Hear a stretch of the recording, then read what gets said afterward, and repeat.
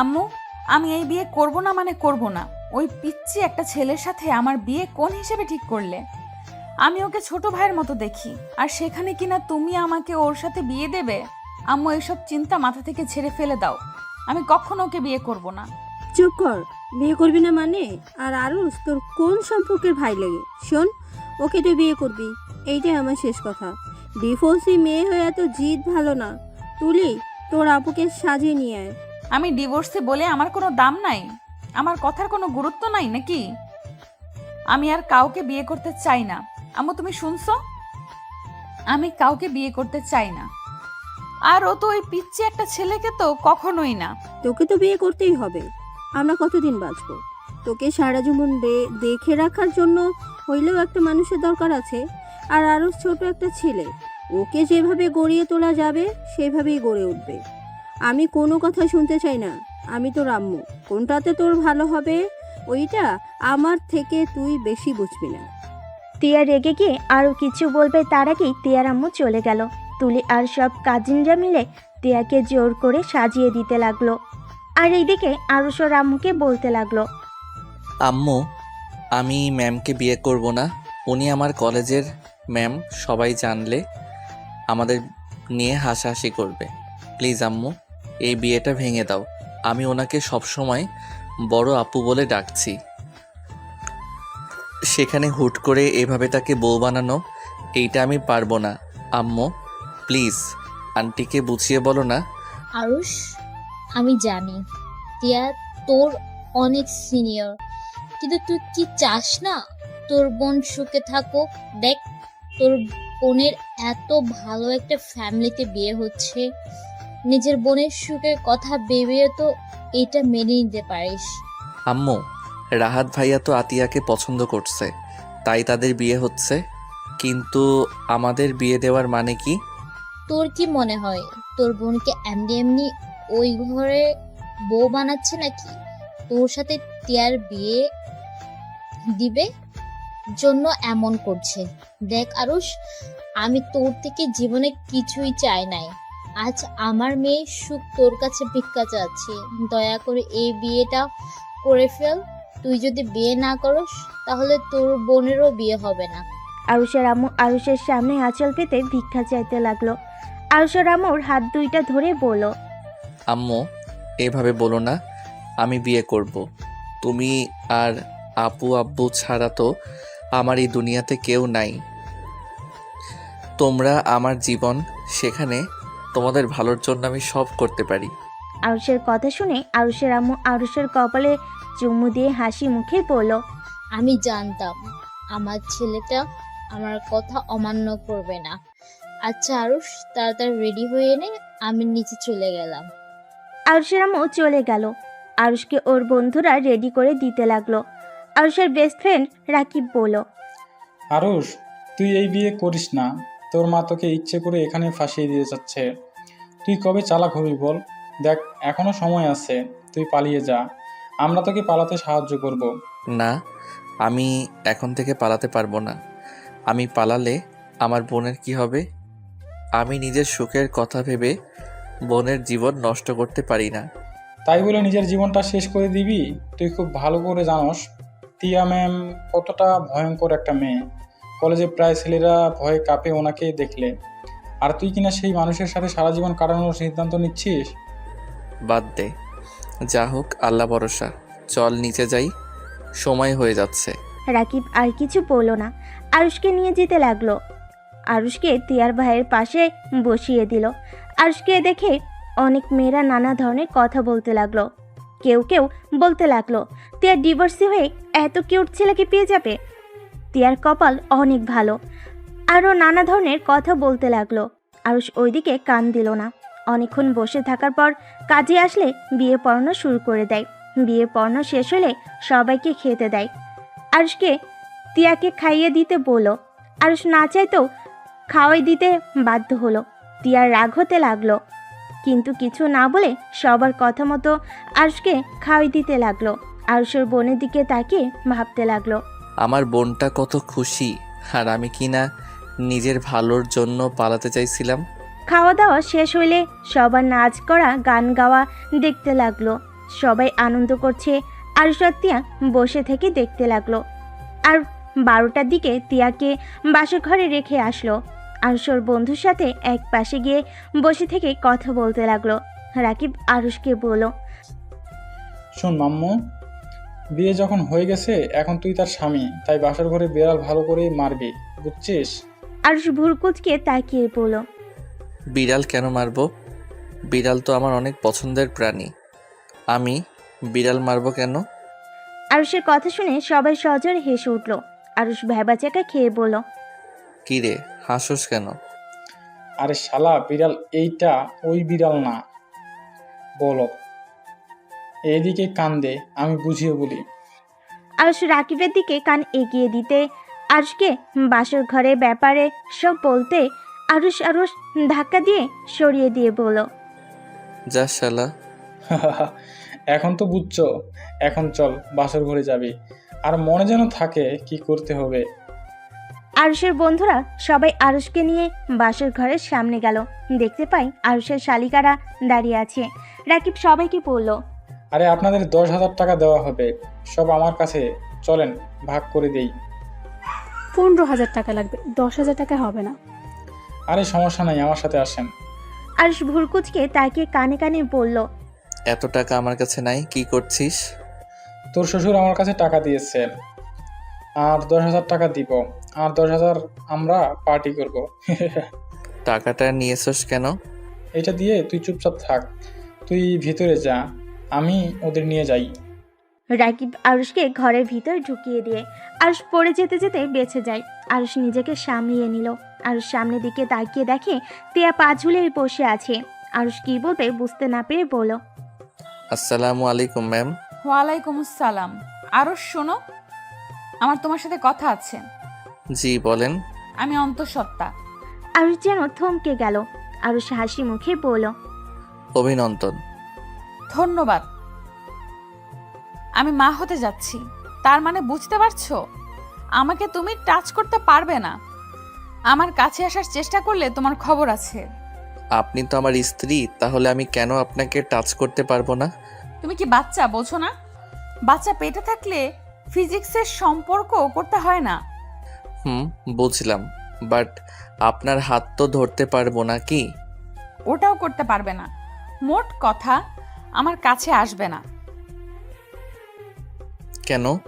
হাত ধরলে কি সমস্যা? জানি না, আমার কাছে আসবে না, এটাই শেষ কথা।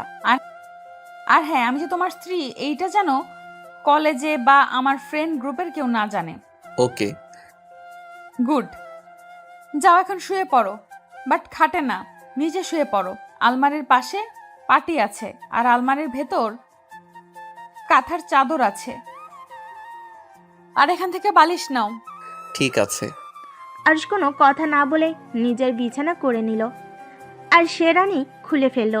তিয়া আরুষের দিকে তাকিয়ে বলল, আচ্ছা, তুমি আমাকে বিয়ে কেন করলে? আমি যতটা জানি তুমি তোমার বোন আমাদের সম্পর্ক দেখে বিয়ে করলে, তাই না? তোমার নামে তো আব্বু একটা বাসাও দিয়ে দিবে 1 বছর হয়ে গেলে। আপনার যেটা মনে হয় ওইটা ভাবেন। ও, আমি এখন বাইরে যাব কিভাবে? আমার পোশাক তো সব অন্য রুমে আছে। ওদের শপিং ব্যাগ দেখছো? ওইগুলো তোমার, তুলে দিয়ে গেছে। আর শপিং ব্যাগগুলো চেক করে দেখো, ওর জন্য টি শার্ট পাঞ্জাবি রাখা আছে। আর টি শার্ট আর একটা প্যান্ট নিয়ে ওয়াশরুমে চলে গেল। ওয়াশরুম থেকে পোশাক পরিবর্তন করে বের হলে তিয়া বলল, শোনো, ওইগুলো আলমারিতে রেখে দাও এক সাইডে। আমার ওগুলো এলোমেলো করলে খবর আছে। আরুষ কিছু না বলে সুন্দর করে এক সাইডে বিছানা করে নিল। তারপর লাইট অফ করতে যাবে। তিয়া বলল, লাইট অফ করো না। চিন্তা করবেন না, আপনার ঘুমের সুযোগ নিতে যাব না। চুপ করে ঘুমাও।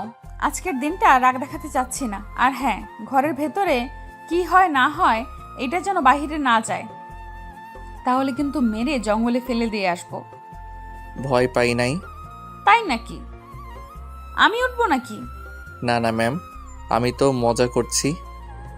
Good night ma'am. আরুষ চোখ বন্ধ করে ঘুমিয়ে গেল। তিয়া আরুষের ঘুমন্ত চেহারার দিকে তাকিয়ে ভাবতে লাগলো, এইটুকু একটা ছেলের সাথে আমার বিয়ে কিভাবে দিতে পারলো? আম্মু আব্বু মাথা কি নষ্ট হয়ে গেছে নাকি? আর ওর আম্মুই বা কেমন? কোন হিসাবে আমার সাথে ওকে বিয়ে দিল? আর ওই বা কেমন যে আমার মতো ডিভোর্সি মেয়েকে বিয়ে করলো? এটা নিশ্চয়ই টাকার খেলা। টাকার লোভ এত যে ডিভোর্সি মেয়েকে বিয়ে করতে বাধলো না। যত সব ফালতু ফ্যামিলি। মেজাজটাই এত গরম হচ্ছে না। তিয়া আরুষের থেকে চোখ সরিয়ে নিয়ে ঘুরে শুয়ে পড়ল। সকালে ঘুম ভাঙতেই আরুষ দেখে তিয়া বিছানায় নাই। দরজার দিকে তাকিয়ে দেখে দরজা ভিতর থেকে লক করা। আরুষ বুঝতে পারল তিয়া ওয়াশরুমে গেছে। আরুষ উঠে চাদরটা ভাঁজ করে আলমারিতে তুলে রাখলো। পাটিটা এক কানিতে ভাঁজ করে রেখে দিল। পিছনের দিকে ঘুরে ওয়াশরুমের দিকে চোখ যেতে আরুষ অবাক হয়ে তিয়ার দিকে তাকিয়ে দেখতে লাগলো। তিয়াকে ভেজা চুলে এতটাই সুন্দর লাগতে পারে আরুষে যেন বিশ্বাসই হচ্ছে না। আরুষকে তিয়ার দিকে তাকিয়ে থাকতে দেখে তিয়া বলল, কি ব্যাপার, এভাবে তাকিয়েছো কেন? তিয়ার কথা শুনে আরুষ তাড়াতাড়ি করে চোখ নামিয়ে নিয়ে বলল, আপনি গোসল করছেন কেন? আমাদের মাঝে তো কিছুই হয় নাই। গোসল না করলে সবাই বুঝে ফেলবে আমার সাথে তোমার কিছু হয় নাই। আমি যে তোমাকে স্বামী হিসেবে মানি নাই এইটা জেনে যাবে, তাই গোসল করছি। তুমিও যাও, গোসল করে নাও। ও আচ্ছা। আরুষ আলমারি থেকে শার্ট প্যান্ট নিয়ে ওয়াশরুমের দিকে যেতে লাগলো। আর মনে মনে ভাবলো, বুদ্ধি কি, কিছু না করে সবার সামনে প্রমাণ করতে হবে করছি। ধুর, ভালোই হয়েছে। ওনাকে স্ত্রী হিসেবে মানতে ইচ্ছে করছে না। যদি অধিকার চাইতো তাহলে কি যে হইতো। যাই, গোসল করে নেই। আরুষ ওয়াশরুমে চলে গেল। গোসল করে পোশাক পরিবর্তন করে প্যান্ট শার্ট ধুতে গিয়ে তিয়ার 3 পিস বালতিতে দেখে আরুষ বুঝতে পারল না কি করবে। আরুষ ওয়াশরুমের দরজা খুলে দেখে তিয়া ড্রেসিং টেবিলের সামনে বসে চুল শুকাচ্ছে। আরুষ তিয়াকে কিছুক্ষণ দেখে পড়ল। ম্যাম, আপনার 3 পিস কি ধুয়ে দিব? তিয়া আরুষের দিকে ভুরু কুচকে তাকিয়ে বলল, না, তোমার শার্ট প্যান্ট রেখে দাও, রহমান ধুয়ে দিবে, তোমাকে কষ্ট করতে হবে না। দরকার নাই, আমি করে দিচ্ছি।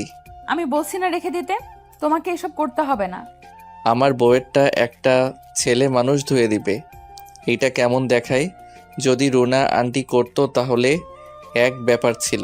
আরুষের কথা শুনে তিয়া কিছু অবাক হয়ে বলল, কি বলে? তোমার বউ দেখো আরুষ, তুমি আমাকে বউ বলবে না। আমি তোমাকে। তিয়া আর কিছু বলতে যাবে তখনই দরজা নক করার শব্দ হলো। জোরে জোরে দরজা নক করাতে তিয়া বিরক্ত হয়ে দরজা খুলতে চলে গেল। আরুষের কিছুটা খারাপ লাগলো, কিন্তু কিছু না বলে ওয়াশরুমে গিয়ে 3 পিস শার্ট প্যান্ট ধুতে লাগলো। তুলি দরজা থেকে বলল, কি ব্যাপার, ওয়াশরুম থেকে এত শব্দ হচ্ছে কেন? ধুলাবাই কি করে? জানি না। তা এত জোরে নক করছিলি কেন? কি হয়েছে? তোমাদের নিচে যেতে বললো। তুলি কথাগুলো বলে আরুষকে খুঁজতে লাগলো। আরুষ ওয়াশরুম থেকে বের হয়ে বেলকনির দিকে যাবে তখনই তুলি বলল, স্যার আপনার হাতে এগুলো কেন? সরি স্যার, না দুলা ভাই, আপনার হাতে ওসব কেন? আফু আপনাকে ধুয়ে দিতে বলছে নাকি? আফু এগুলো কি? আমি এখন আম্মুকে বলে দিব। তিয়া আরুষ কিছু বলার আগেই তুলি চলে গেল। তিয়া ডাকলে শুনে না। আরুষ যেন ভ্যাবাচাকা খেয়ে গেল। তিয়া রেগে রুমের ভিতর এসে বলল, তোকে বললাম না যে ওইগুলো ধুতে হবে না? তুই রেখে দে, রহমান এসেছে ধুয়ে দিবে। তুই কি আমাকে বকা খাওয়ানোর জন্য ইচ্ছে করে এরকম করলি নাকি? তিয়ার কথা শুনে আরুষ ভয় পেয়ে গেল। আরুষ ঢোক গিলতেই তিয়া রেগে আরুষের দিকে আসতে নিলে আরুষ তাড়াতাড়ি করে বেলকনিতে গিয়ে দরজা লাগিয়ে দিল। তিয়ার আরও রাগ উঠে গেল। তিয়া দরজা থাপড়াইতে লাগলো আর বলতে লাগলো, আরুষের বাচ্চা, দরজা খুল, তোর আজকে খবর আছে। আমি ভেবেছিলাম বিয়ের এই কয়দিন তোর সাথে খারাপ ব্যবহার করব না, কিন্তু তুই আমাকে খারাপ ব্যবহার করতে বাধ্য করলি। দরজাটা খোল বলছি। তিয়ার কথা শুনে আরুষের হাত পা কাঁপতে লাগলো। আরুষ কাঁপা কাঁপা কণ্ঠে বলল, ম্যাম, আমি বুঝতে পারি নাই, তুলি ভুল বুঝবে। ম্যাম প্লিজ ক্ষমা করে দেন। তুই আগে দরজা খুল, না হলে কিন্তু আমি দরজা ভেঙে যদি তোর কাছে যাই তাহলে তোর কি অবস্থা খারাপ করে দিব। কথাটা বলে আরো জোরে জোরে থাপড়াতে লাগলো। আরুষ ধোয়া জামা কাপড় সব মেলে দিয়ে ভয়ে ভয়ে দরজা খুলতে লাগলো। দরজা খুলতেই তিয়া যেই থাপ্পড় মারতে যাবে আরুষ সাথে সাথে তিয়ার হাত ধরে টান দিয়ে নিজের কাছে নিয়ে এসেছে। ঠোঁটের সাথে ঠোঁট পুষিয়ে দেয়। তিয়া যেন অবাক হয়ে গেল, চোখ বড় বড় করে তাকিয়ে থাকলো। আরুষ আলতো করে তিয়ার কোমরে হাত রাখতেই তিয়া কেঁপে উঠল। তিয়া আরুষের হাত ধরে জোরে ধাক্কা দিলে আরুষ সোজা বেলকনির দরজার সাথে ধাক্কা খেয়ে পিঠে ব্যথা পেল। কলার ধরে সোজাভাবে দাঁড় করিয়ে গালে সজোরে থাপ্পড় লাগিয়ে দিল। এত জোরে থাপ্পড় মারল যে আরুষের ঠোঁট কেটে রক্ত ঝরতে লাগলো। তিয়া রেগে আরুষের কলার চেপে ধরে বলল, আর কোনো দিন যদি এমন দুঃসাহস দেখাস তোর কপালে দুঃখ আছে বলে দিলাম। গলা থেকে হাত সরিয়ে চলে যেতে নিলে আরুষ পিছন থেকে জড়িয়ে ধরলে তিয়ার সারা শরীর শিউরে উঠল। তিয়া কিছু বলার আগে আরুষ তিয়ার শরীরের আঁচল ধরে রক্ত মুছতে লাগলো। তিয়ার আগে আবার মারতে যাবে, আরুষ অন্য হাত দিয়ে শক্ত করে হাত ধরে ফেলে। তিয়া আরেক হাত দিয়ে থাপ্পড় মারবে। আরুষ নিচে বসে পড়ে আর দাঁত বের করে হাসতে হাসতে বলল, আর এমন করব না, প্লিজ ম্যাম, এবারের মতো ক্ষমা করে দেন। আপনি যদি রাগী হন, আমিও আপনার স্বামী। আপনি যত রাগ করবেন আপনার সাথে রোম্যান্স করব তত। আর যদি শান্ত থাকেন তাহলে আপনার সম্মান করব। আপনার সাথে জোর করে এসব করতে যাব না। যাই হোক, আপনার পোশাক না মেয়ে কোনো ভুয়াকে দিয়ে কাজ করাবেন, আর না হইলে আমি করে দিব। আর বাবু হইলে পরে থেকে নিজের পোশাক নিজেই ধুয়ে নেবেন। আরুষ কথাটা বলে সোজা হয়ে দাঁড়িয়ে শীষ বাজাতে বাজাতে যেতে লাগলো। টিয়া রেগে হাতের কাছে থাকা গ্লাসটা আরুষের দিকে ছুঁড়ে মারলো। আরুষ তাড়াতাড়ি করে সরে গিয়ে বলল, আসবো নাকি কিস করতে? দেখেন বাবু পেটে, এখন একটু শান্ত হয়ে থাকেন, নামাজ কালামের প্রতি মনোযোগী হন। বাবু হইলে তো সেই ওর আব্বু হিসেবে আমি থাকবো। তাই আমি চাই না আমার মেয়ে বা ছেলে তার আম্মুর মতো এমন ফাজিল মার্কা হোক। টিয়ার আগে দাঁতে দাঁত চেপে শাড়ির আঁচল খামছে ধরল। টিয়ার আম্মু তুলি এসেছে কাজ দেখে, আর টিয়াকে এভাবে রেগে থাকতে দেখে টিয়ার আম্মু বলল, তিয়া, তুই আরুষকে গ্লাস ছুরি মেরেছিস? যদি গ্লাস লাগতো তাহলে কি হতো? কি হবে? মাথা ফাটলো না কেন? ছোট লোকের বাচ্চার সাহস দেখে আমি বাঁচি না। ওর কত বড় সাহস আমার সাথে। টিয়া কথা বলতে গিয়ে থেমে গেল। আরুষ মিটিমিটি করে হেসে বলল, আপনার সাথে কি? হ্যাঁ। আরুষের কথা শুনে টিয়ার রাগ আরো বেড়ে যেতে লাগলো। টিয়ার রাগে আরো কিছু দিয়ে ছুঁড়ে মারতে যাবে, সাথে সাথেই টিয়ার আম্মু তুলি ধরে ফেলে। টিয়ার আম্মু, তিয়া, বেশি হয়ে যাচ্ছে কিন্তু। আম্মু এই ছোট লোকের বাচ্চাকে এখান থেকে যেতে বলো, না হইলে আমি ওকে খুন করে ফেলবো। দুলাভাই আপনি প্লিজ যান, আপুকে আরো রাগিয়ে দিয়েন না। তোমরা যাও, আমি দেখতে চাই ম্যাম কত রাগ করতে পারে।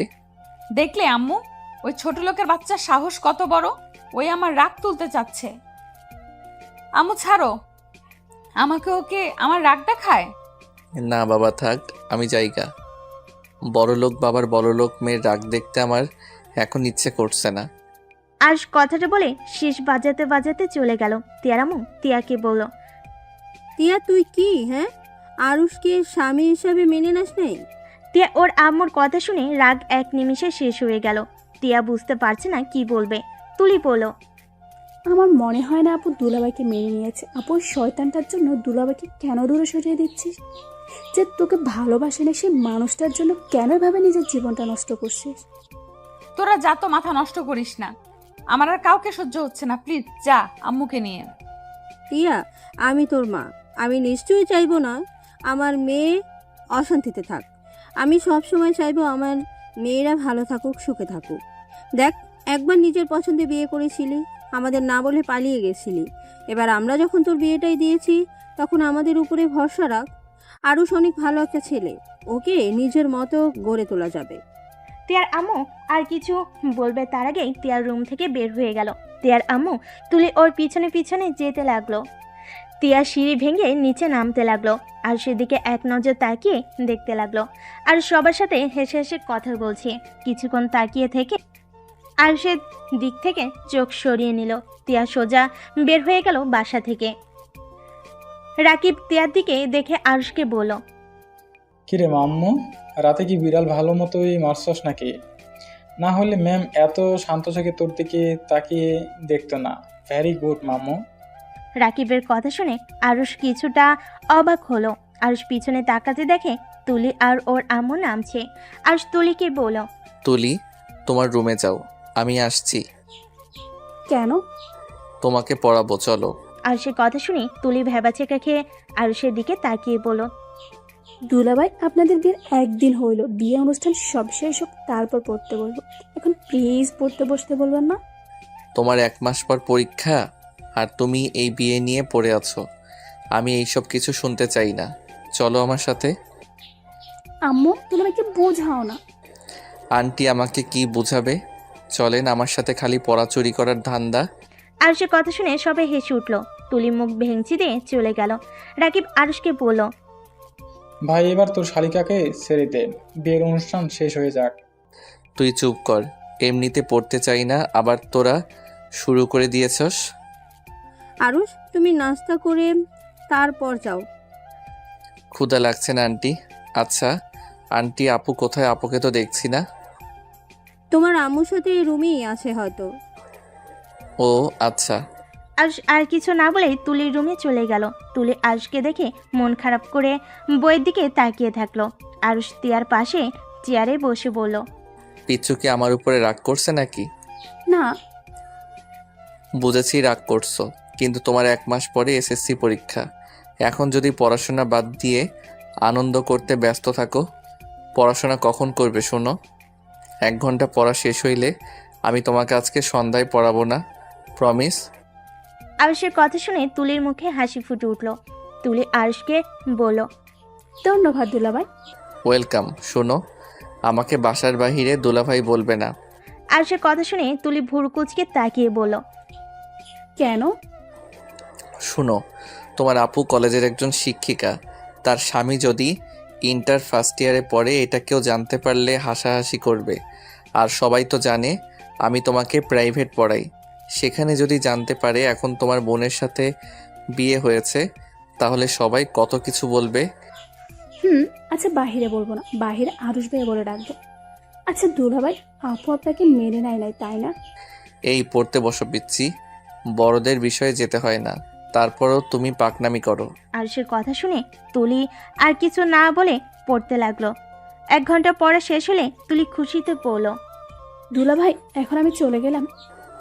এই অঙ্কটা করে তারপর যাও। আপনি না বললেন 1 ঘন্টা পড়তে? হ্যাঁ, কিন্তু এই অঙ্কটা করে তারপর যাও। আরুষের কথা শুনে তুলি তাড়াতাড়ি করে অঙ্ক করতে লাগলো। অঙ্ক করা শেষ করে দৌড়ে পালিয়ে গেল। আরুষ অঙ্কটাই দেখে। বাটন ফোনটা মেসেজ চেক করতে করতে রুম থেকে বের হতেই তিয়ার সাথে ধাক্কা খেলো। তিয়া পড়ে যেতে লাগবে, সাথে সাথেই আরুষ পিছন থেকে তিয়ার ব্লাউজ ধরে ফেলো। কিছুটা ছিঁড়ে দেওয়ার শব্দ হলো। আরুষ তাড়াতাড়ি করে তিয়াকে সোজা করে দাঁড় করিয়ে দিতেই তিয়া আরুষের গালে থাপ্পড় মারতে যাবে। আরুষ হাত ধরে বলল, আমি ইচ্ছে করে এমন করি নাই।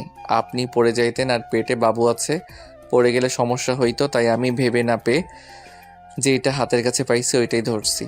কানার মতো করে হাঁটোস, চোখে দেখোস না? আর আমার হাত ছাড়ে, না হইলে এমন জায়গায় লাথি দিব না।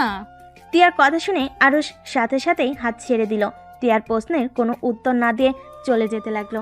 তিয়া পেছন থেকে আরও রেগে গিয়ে নিচে পড়ে থাকা আরুষের বাটন ফোন দিয়ে সোজা ওর মাথায় ঢিল মারল। আরুষের মাথায় লেগে জোরে একটা শব্দ হলো। সাথে সাথে আরুষের বোন আর আম্মু রুম থেকে বের হতে দেখে তিয়া রেগে আছে। আর আরুষ মাথায় হাত দিয়ে তিয়ার দিকে তাকিয়ে আছে। ফোনটা সহ ভেঙে পড়ে আছে। আরুষের আম্মু বলল, বোমা, কি হয়েছে? তুমি এভাবে করে রেগে আছো কেন? আরুষ, কি করেছোস বৌমার সাথে? এখনই বৌমার কাছে ক্ষমা চা। আরুষের আম্মুর দিকে একবার তাকালো আর একবার তিয়ার দিকে তাকালো। আরুষ মাথার পিছন থেকে হাত নিয়ে এসে দেখে হাতে রক্ত লেগে আছে। তিয়া রেগে বলল, আপনার ছেলেকে কি ভদ্রতা শেখান নাই, নাকি শুধু শিখাইছেন কিভাবে মেয়েদের সাথে অভদ্রতা করা শিখাইছেন? বেয়াদব ছেলে, বড়দের তো সম্মান করে না, আবার চোখ বড় বড় আমার দিকে তাকিয়ে আছে, চোখ একদম তুলে ফেলবো। তিয়ার কথা শুনে আরুষের আম্মু রাগী লুক নিয়ে আরুষের গালে থাপ্পড় বসিয়ে দিল। আরুষ অবাক হয়ে ওর আম্মু দিকে তাকিয়ে আছে। আরুষের আম্মু বলল, তোকে ছোট থেকে এই শিক্ষা দিয়েছি, বেয়াদবি করা, মেয়েদের সাথে খারাপ ব্যবহার করা? আরুষ কিছু না বলে চলে যেতে লাগলো। আরুষের চোখ বেয়ে 2 ফোঁটা পানি বের হতে সাথে সাথে মুছে ফেল। তিয়ার আঘাত করার থেকেও আরুষ ওর আম্মুর কথাই ব্যবহারে বেশি কষ্ট পেল।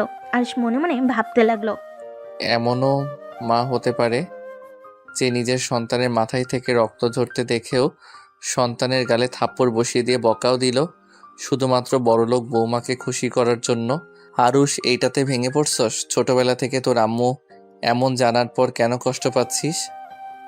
আরও কয়েক ফোঁটা পানি পড়তেই আরুষ মুছে ফেলো। আরুষ ছাদে চলে গেল। ছাদে গিয়ে দেখে সবাই আড্ডা দিচ্ছে।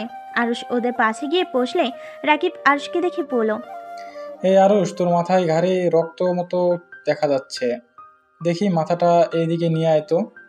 কিছুই হয় নাই। আরুষ বসা থেকে উঠে ওই সাইডে গিয়ে দাঁড়ালো। আরুষ বাহিরের দিকে তাকিয়ে আছে।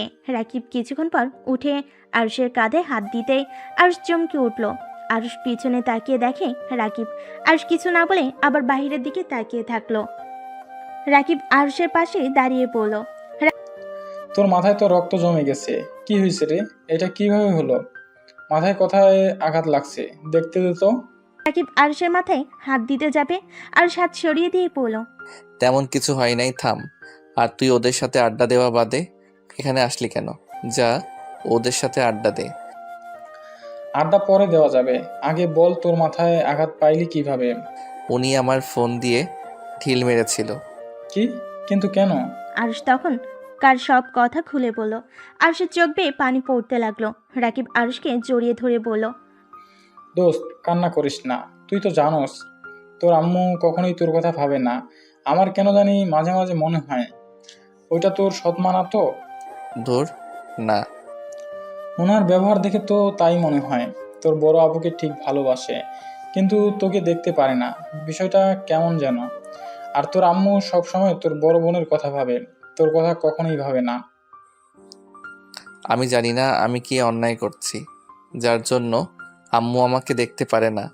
আব্বু অসুস্থ, আব্বুকেও দেখতে পারে না। আমি সত্যি বুঝি না আম্মু এমন কেন করে। আচ্ছা, তোর আব্বুকে জিজ্ঞেস করলে তো পারস। তোর আব্বু তোর থেকে নিশ্চয়ই কিছু লুকাচ্ছে। আর চল, আজকে তোদের বাসায় যাই। এখন তোর আম্মু নাই। এখন চল যাই। আরুষ রাকিবের সাথে যেতে লাগলো। আরুষ রাকিবকে বলল, আচ্ছা তুই যা, আমি পোশাক পরিবর্তন করে আসছি। আমার মাথায় রক্ত দেখলে আব্বু অনেক কষ্ট পাবে। আচ্ছা যা, আমি তোর জন্য অপেক্ষা করব। রাকিব সিঁড়ি ভেঙে নিচে চলে গেল। আরুষ তিয়ার রুমে ঢুকে দেখে তিয়া উপর হয়ে শুয়ে আছে। আরুষ তিয়ার কাছে গিয়ে বলল, বাচ্চা পেটে আছে, আর সেইখানে আপনি উপর হয়ে শুয়ে আছেন। সোজা করে শুয়ে থাকেন। আরুষের কণ্ঠ শুনে তিয়া চোখের পানি মুছে শোয়া থেকে উঠে খাটের উপরে পা ঝুলিয়ে বসে আরুষের দিকে তাকিয়ে বলল, তাতে তোর কি? আমি কিভাবে শুয়ে থাকবো না শুয়ে থাকবো সেইটা একান্ত আমার ব্যক্তিগত ব্যাপার। হ্যাঁ জানি, কিন্তু আপনার পেটে তো ছোট একটা বাবু আছে। আপনি এভাবে শুয়ে থাকলে পেটে তো চাপ লাগবে। তোকে ভাবতে হবে না। আরুষ কথা না বাড়িয়ে আলমারি থেকে পোশাক বের করে ওয়াশরুমের দিকে যেতে লাগলো। তিয়ার চোখ আরুষের ঘাড়ের দিকে গেল। আরুষের ঘাড়ে রক্ত লেগে আছে। আরুষকে কিছু বলতে কেউ বললো না। আরুষ ওয়াশরুমে গিয়ে ফ্রেশ হয়ে রক্ত ধুয়ে পোশাক পরিবর্তন করে বের হলো। আরুষ রুম থেকে বের হয়ে গেল। তিয়া কিছুক্ষণ ওর দিকে তাকিয়ে চোখ বন্ধ করে নিল। আরুষ নিচে নামতে ওর আম্মু বলল, আরুষ কই যাস? আরুষ কিছুটা থতমত খেয়ে গেল। আরুষ পিছনে তাকিয়ে বলল, রাকিবের সাথে একটু বাইরে যাব। ও আচ্ছা। আর শুন, বৌমার সাথে বেশি বাড়াবাড়ি করবে না। ওই যদি রেগে যায় না, সোজা বাড়ি থেকে বের করে দিব। ভালোই ভালোই এখানে থাকতে দিচ্ছে, এইটাই তোর ভাগ্য। বেশি বুঝিস না, বৌমা যা বলে তাই শুনিস। আচ্ছা। আরুষ কথাটা বলে নিচে নেমে চলে গেল। রাকিবের সাথে বের হয়ে গেল বাইক নিয়ে। রাকিব বাইক চালাচ্ছে, আরুষ পিছনে বসে আছে। রাকিব আরুষকে বলল, আরুষ, বলো। আমার কি মনে হয় জানোস, তোদের বাচ্চা হইলে হয়তো ম্যাম তোকেও তখন ভালোবাসতে শুরু করবে। আরুষ রাকিবের কথা শুনে হাসতে লাগলো। রাকিব অবাক হয়ে বলল, কিরে শালা, আমি কি তোকে মজা করে কিছু বলেছি যে এইভাবে হাসছিস? শোনো, ম্যাম অলরেডি মা হতে চলছে। ওনার ডিভোর্স হয়েছে 9 মাস ধরে, আর বাচ্চা সহ আমাকে বিয়ে করলো। তোর আম্মুর সব কিছু জেনেও তোকে কিছুই বলে নাই। তোর আম্মুর সব কিছু জেনেও তোকে কিছুই বলে নাই। তোর আম্মু কেমন মানুষ রে? টাকার লোভ এত যে নিজের সন্তানকে এমন একটা মেয়ের সাথে বিয়ে দিল। একে তো ডিভোর্সি, আবার পেটে বাচ্চাও আছে। আচ্ছা তুই কি জানোস ম্যামের ডিভোর্স কেন হয়েছে? না, ওইটা জানার ইচ্ছেও আমার নাই। যাই হোক, বাদ দে। এখন উনি আমার স্ত্রী হয়, সেখানে ওনার সন্তান মানে আমার সন্তান। ভাই তুই এত সহজভাবে সবকিছু কিভাবে মেনে নেস? আমি হলে তো কখন পালিয়ে যাইতাম। এই ধরনের মহিলার সাথে থাকার চেয়ে বিষ খেয়ে মরে যাওয়া ভালো। হা হা, শোন, মানুষের বিয়ে একবার হয়, সেখানে উনি আমার স্ত্রী, ওনাকে বোঝা উচিত আমার, ওনার ভালো খারাপ দিক দেখা উচিত, ওনার পাশে থাকা উচিত। এখন উনি আমার সাথে কেমন ব্যবহার করবে ওইটা ওনার ব্যক্তিগত ব্যাপার, আমি স্বামী হয়ে আমার কর্তব্য পালন করব। ভাই তুই একটা জিনিস আগে জানলে আমার বোনের সাথে তোকে বিয়ে দিয়ে ঘর জামাই রেখে দিতাম। লাথি মারবো, ওইটা আমারও বোন হয়, ফালতু কথা বলবি না। ভুল হয়েছে, ক্ষমা করে দেন। রাকিবের কথা বলার ধরন দেখে হাসতে লাগলো। আরুষ রাকিব ওর বাসায় পৌঁছে গেল। টিনের গেটটা সরিয়ে দিয়ে দুজন ভিতরে ঢুকলো। আরুষের আব্বু গাছের নিচে বসে আছে। আরুষর আব্বুর কাছে গিয়ে বসে বলল, আব্বু কেমন আছো? ভালো, তুই কখন আসলি? আর তোরা বাসায় আসিস না কেন? আব্বু খাবার খাইছো? হ্যাঁ। আঙ্কেল আপনি কি জানেন আপনার ছেলে মেয়ের বিয়ে হয়ে গেছে? রাকিবের কথা শুনে আরুষের আব্বু চমকে গেল। আরুষের দিকে তাকিয়ে বলল, তোদের বিয়ে হয়ে গেছে মানে? কার সাথে হয়েছে? আমি যে বাসায় প্রাইভেট পড়াই, ওর বোন আমাদের কলেজের ম্যাম, ওনার সাথে আমার বিয়ে হয়েছে। আর আপুর বিয়ে হয়েছে ওনার বড় ভাইয়ের সাথে। কি ওই মেয়েটাই না ডিভোর্সি আর বদমেজাজি একটা মেয়ে? আর ওই তোর কত বড় হয়? ওর সাথে তোর কিভাবে বিয়ে হয়? আব্বু মাথা গরম করো না, শান্ত হও, আমি তোমাকে সব বুঝিয়ে বলছি। আরুষের আব্বুকে প্রথম থেকে সব বুঝিয়ে বলতে লাগলো। আরুষের আব্বু রেগে বলল, ওই মহিলা শেষমেশ নিজের মেয়ের ভালোর জন্য তোকে একটা বিবাহিত মেয়ের সাথে বিয়ে দিল? এত নিচে ওই কিভাবে নামতে পারে? ওই একবার আসুক, আমি যদি ওকে খুন না করছি। আব্বু থামো। ওয়েট আঙ্কেল, কি বললেন? ওই মহিলার নিজের মেয়ে মানে? আরুষের আব্বু থমকে গেল। আরুষের আব্বু বলল, কিছু না, তোমরা ঘরে যাও, ওই মহিলা একবার আসুক, ওর খবর আছে। আঙ্কেল আপনি কথা ঘোরাচ্ছেন।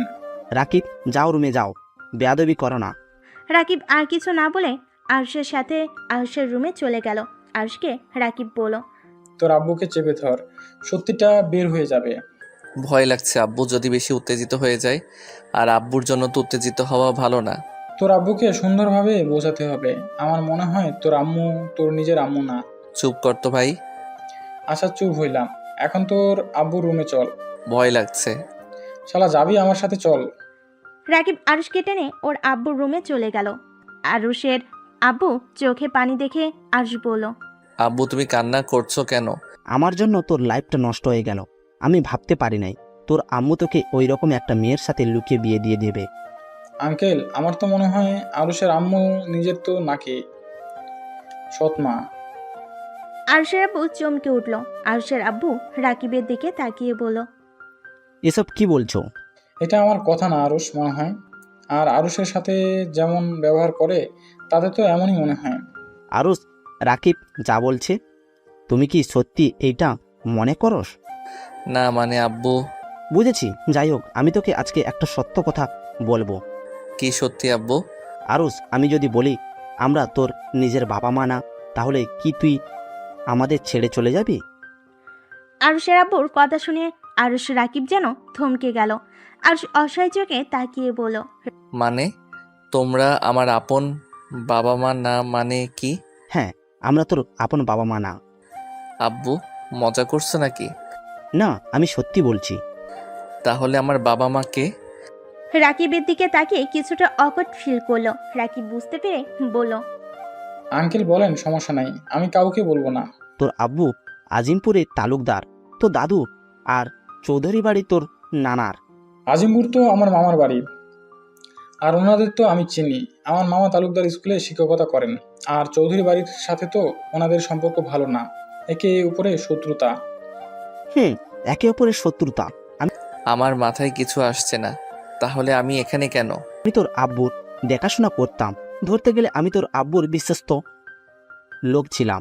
তোর আব্বু যেখানে যেত আমাকে সেইখানে নিয়ে যাইতো, তোর আম্মুর সাথে প্রেম করতো, এইগুলো আমি সব জানতাম। দুজনে মুখের ওপর কিছু বলতে পারি নাই যে এই ভালোবাসা কেউ মেনে নেবে না। আমি যেই ভয়টা খুব করে পেতাম, একদিন সেটাই হলো। তুই তোর আম্মুর পেটে যখন আসলি, তখন তোর আব্বু আম্মু একে অপরের সহ্য করতে পারতো না। দুজন তোকে নষ্ট করার চিন্তা করে, ডাক্তারের কাছে গেছে, কেউ নষ্ট করতে রাজি হয় নাই।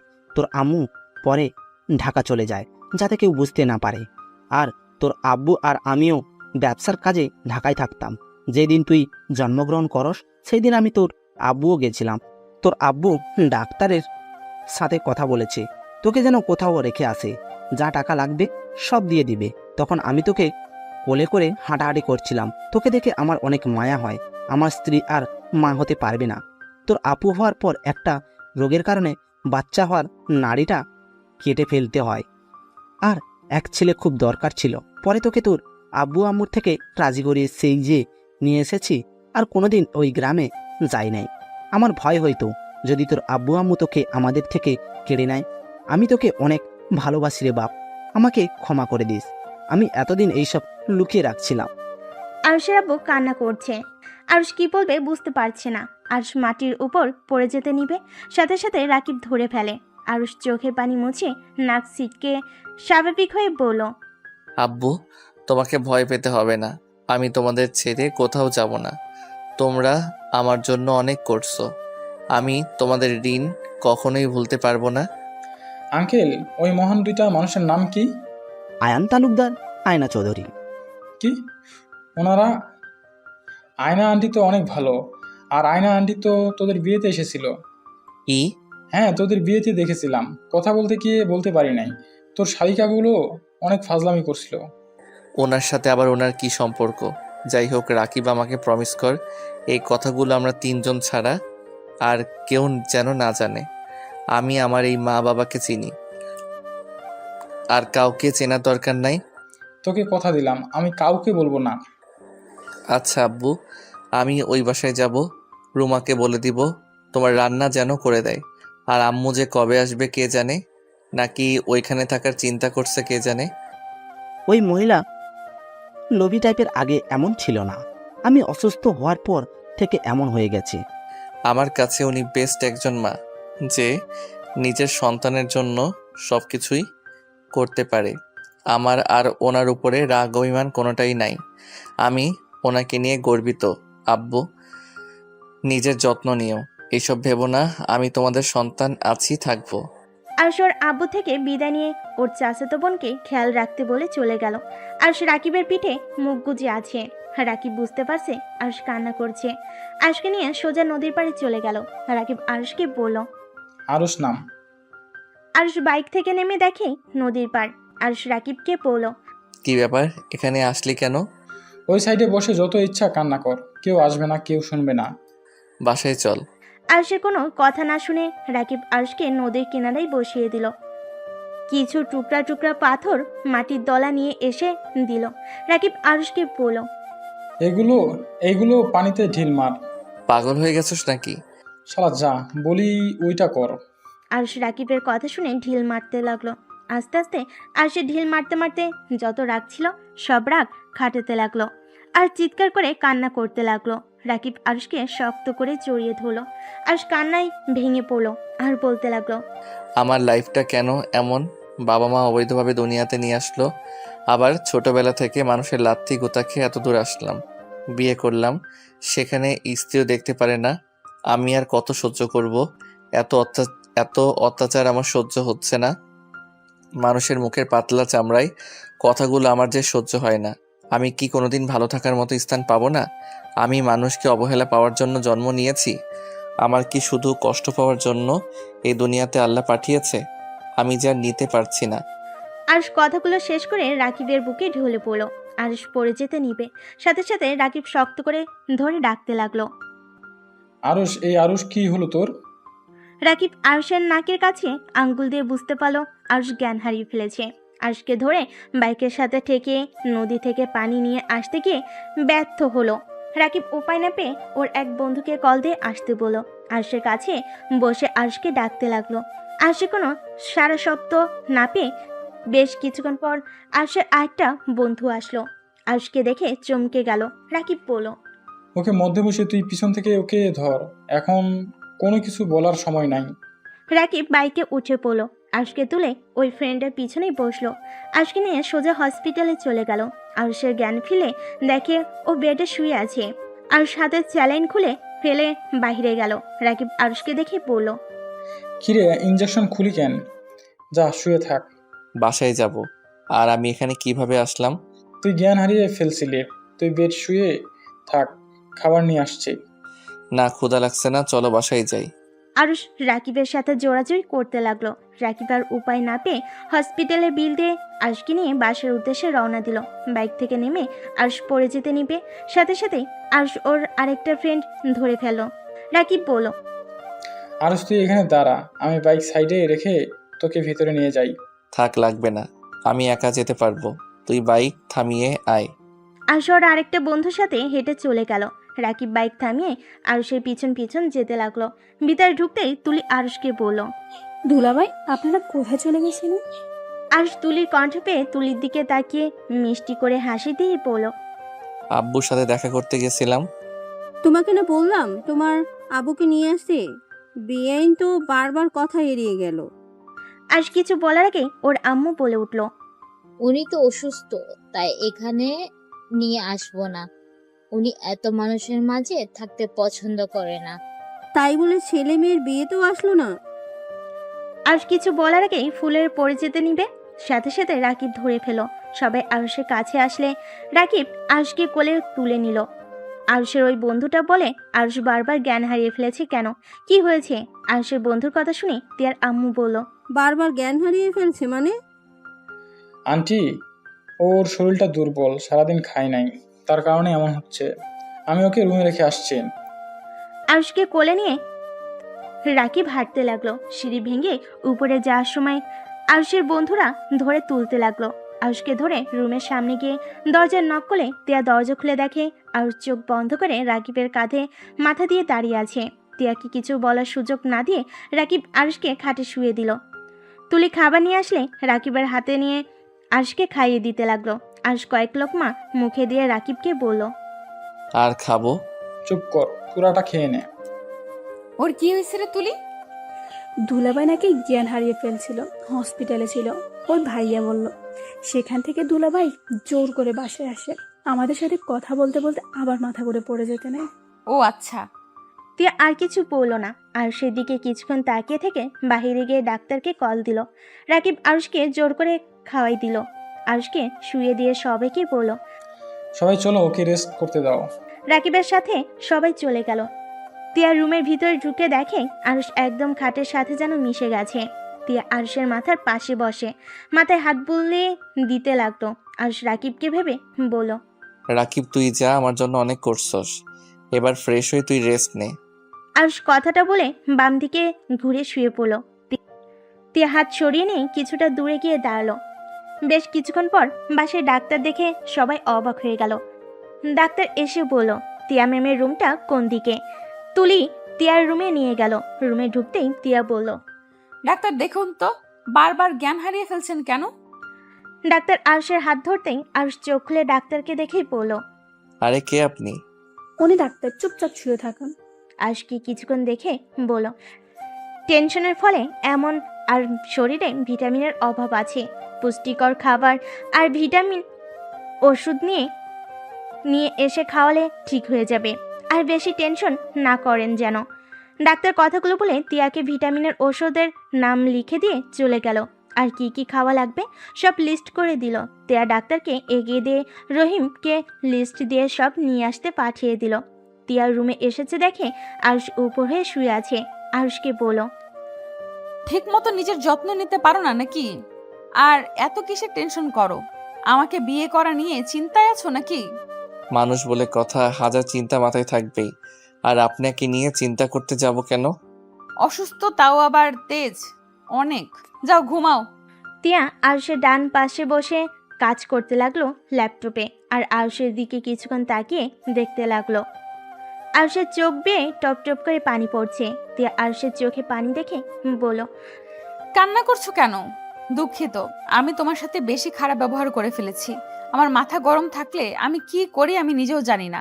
আমার সাথে বেশি ঝামেলা করবে না, তাহলে তো আমি তোমার সাথে এমন ব্যবহার করতাম না। আমি আপনার কথাতে কষ্ট পাই নাই, আমার কপালটাই খারাপ।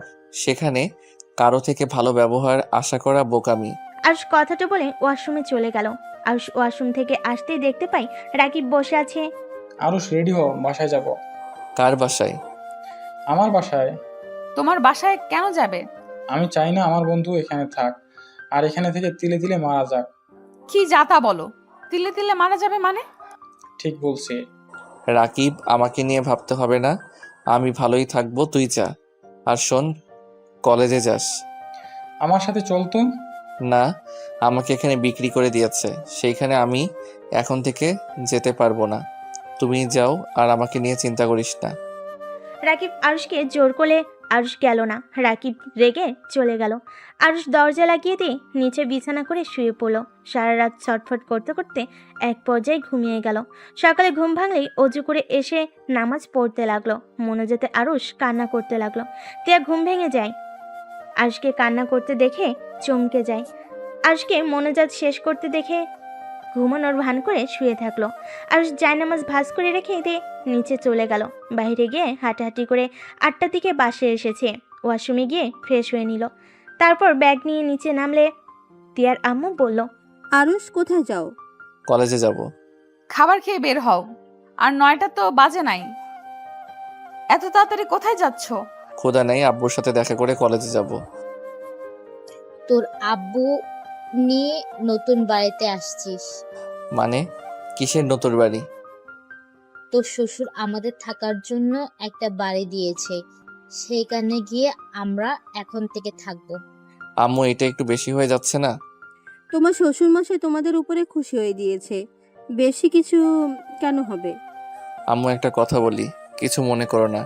বেশি লোভ করা ভালো না, নিজের যা আছে ওইটা নিয়ে সুখী থাকতে হয়, অন্য জিনিস নিয়ে বাড়াবাড়ি করা ভালো না। তুই কি বলতে চাস আমি তোর শ্বশুর থেকে জোর করে নিয়েছি নাকি? আমি সেইটা বলি নাই। আরুষ, তোর দেখি অনেক সাহস বাড়ছে। আম্মুর মুখের উপরে তর্ক করা শিখে গেছস? আপু, আমি তর্ক করছি না। এত নাটক করার কি আছে? 1 বছর আমার সাথে থাকতে পারলে ওই বাড়ি তোমার নামে পার্মানেন্ট হয়ে যাবে। আমার দরকার নাই আপনার বাড়ি, বুঝতে পারছেন? আরুষের কথা শুনে আরুষের আম্মু রাগ উঠে যায়। আরুষের সামনে এসে ঠাস ঠাস করে থাপ্পড় মেরে দিল।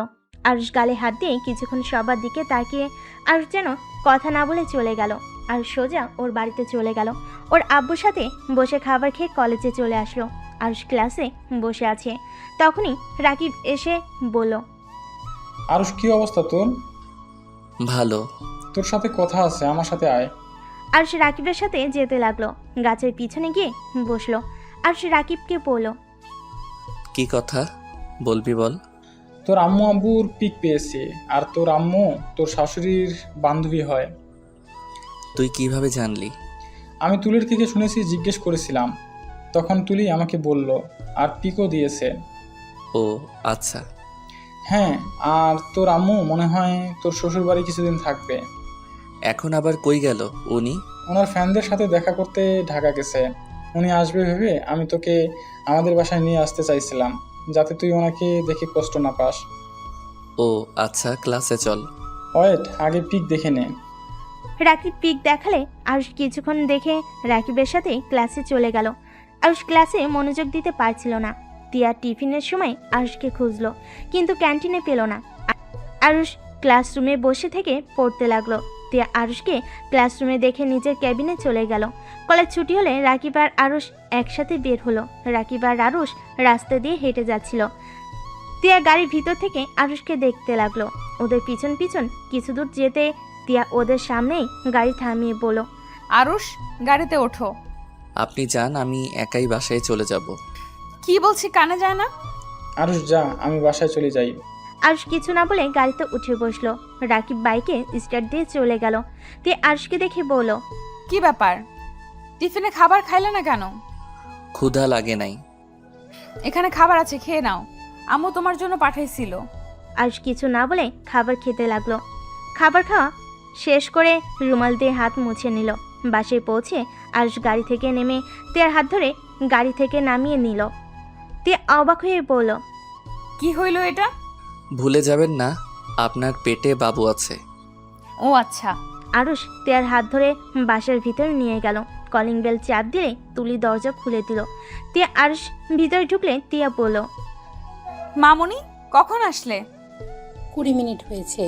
ও আচ্ছা, আঙ্কেল কই? ওর কাজ আছে, সেখানে চলে গেছে। তার জামাইয়ের সাথে পরিচয় করিয়ে দেবে না? এই তো মামুনি, আরো সেই দিকে আসো। আরুষ তিয়ার কথা শুনে কিছু না বলে চলে যেতে লাগলো। সবাই অবাক হয়ে গেল। তিয়া রাগী লুক নিয়ে বলল, কি ব্যাপার, মামুনির সাথে পরিচয় না হয়ে চলে যাচ্ছ কেন?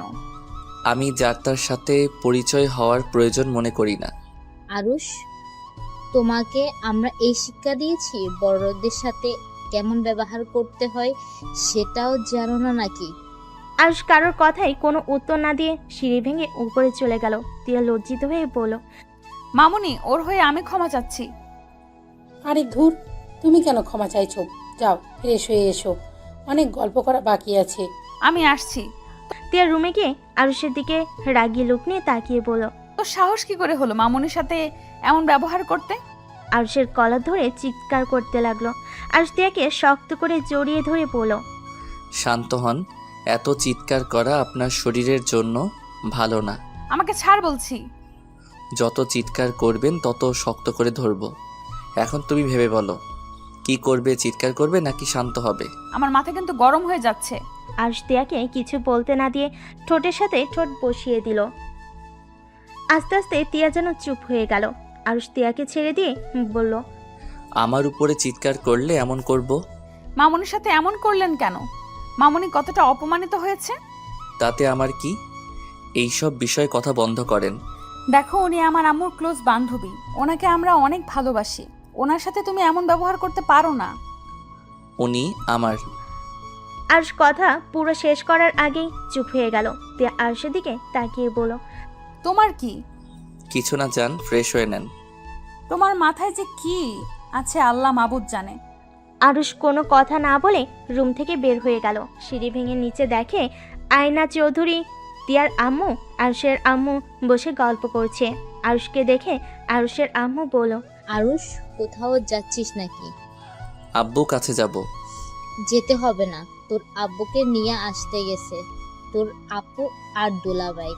আরুষ কথাটা শুনে চমকে গেল। তোতলাতে তোতলাতে বলল, কি আব্বু আসবে মানে? আরুষ কথাটা বলতে কলিং বেল বেজে উঠল। আরুষ বুকের ভিতরে ঢুক করে উঠল। তুলি দরজা খুলতে যাবে, আরুষ তখনই বলল, তুলি দাঁড়াও, আমি দরজা খুলে দিচ্ছি। আরুষ ভয়ে ভয়ে দরজার দিকে এগিয়ে যেতে লাগলো। আরুষ দরজা খুলে দিতেই আরুষ দীর্ঘ নিঃশ্বাস ছেড়ে বলল, আসসালামু আলাইকুম। ওয়ালাইকুম সালাম। আর জামাইবাবু যে কেমন আছো? আলহামদুলিল্লাহ ভালো। ভিতরে আছেন? আরুষ দরজাটা লাগিয়ে দিয়ে আয়ন তালুকদারের ভিতরে নিয়ে আসলো। আয়না চৌধুরী বলল, আয়ান, তুমি এখানে? কাজ শেষ তোমার? চলো রেডি হব, গ্রামে যাব। আঙ্কেল, এটা কেমন কথা? মামুনি না আমাদের বাসায় থাকবে? তাহলে এখনই কেন নিয়ে যেতে চাচ্ছেন? দেখেন, আপনাদের কাউকে আমি যেতে দিব? মামনি, তোমার দাদু ভাই অনেক অসুস্থ, তাই গ্রামের বাড়িতে যেতে হবে। অন্য এক সময় এসে থাকবো। দাদু ভাই এখনো সুস্থ হন নাই? না, বয়স বেড়েছে, আস্তে আস্তে আরো অসুস্থ হয়ে যাচ্ছে। আপনাদের শত্রুতা ঠিক হয়ে গেছে? আরুষের কথা শুনে আয়ান তালুকদার আরুষের দিকে ঘুরে তাকালো। আরুষ কথা ঘুরিয়ে বলল, না মানে আপনাদের ব্যাপারে আমি অনেক শুনেছি। তালুকদার ফ্যামিলি আর চৌধুরী ফ্যামিলির সাথে অনেক দিনের শত্রুতা, তাই আর কি। হ্যাঁ, 1 মাস হলো ঠিক হয়েছে। আচ্ছা টিয়া মামনি, আর কি যেন নাম তোমার? আমার কোনো দাম নাই। আরুষের কথা শুনে সবাই ভুরুকুচকে আরুষের দিকে তাকালো। টিয়া কিছু বলতে যাবে, তখনই আরুষের আব্বু আপু টিয়ার ভাইয়া ভিতরে প্রবেশ করে। আয়না চৌধুরী আরুষের আব্বুকে দেখে চমকে গিয়ে বলে ওঠে। আরুষের আব্বু আয়ন তালুকদার আর আয়না চৌধুরীকে দেখে চমকে গেল। আরুষ ওর আব্বুকে বলল, আব্বু চলো আমার সাথে। আব্বু তুমি যা ভাবছো তেমন কিছুই হয় নাই।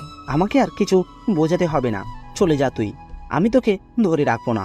মজিদ, তুই এখানে? হ্যাঁ, আমি এখানে। নিয়ে যান স্যার। কি নিয়ে যাব? সরি স্যার, আব্বুর মাথাটা গেছে। আরুষ ওর আব্বুকে টেনে নিয়ে আসতে লাগলো। আয়ন তালুকদার আরুষকে বলল, মজিদ, আমার সন্তান কোথায়? মারা গেছে। মানে? মানে সহজ, আপনার অবৈধ সন্তান মারা গেছে। স্যার, আপনি জানেন না আপনার সন্তানকে?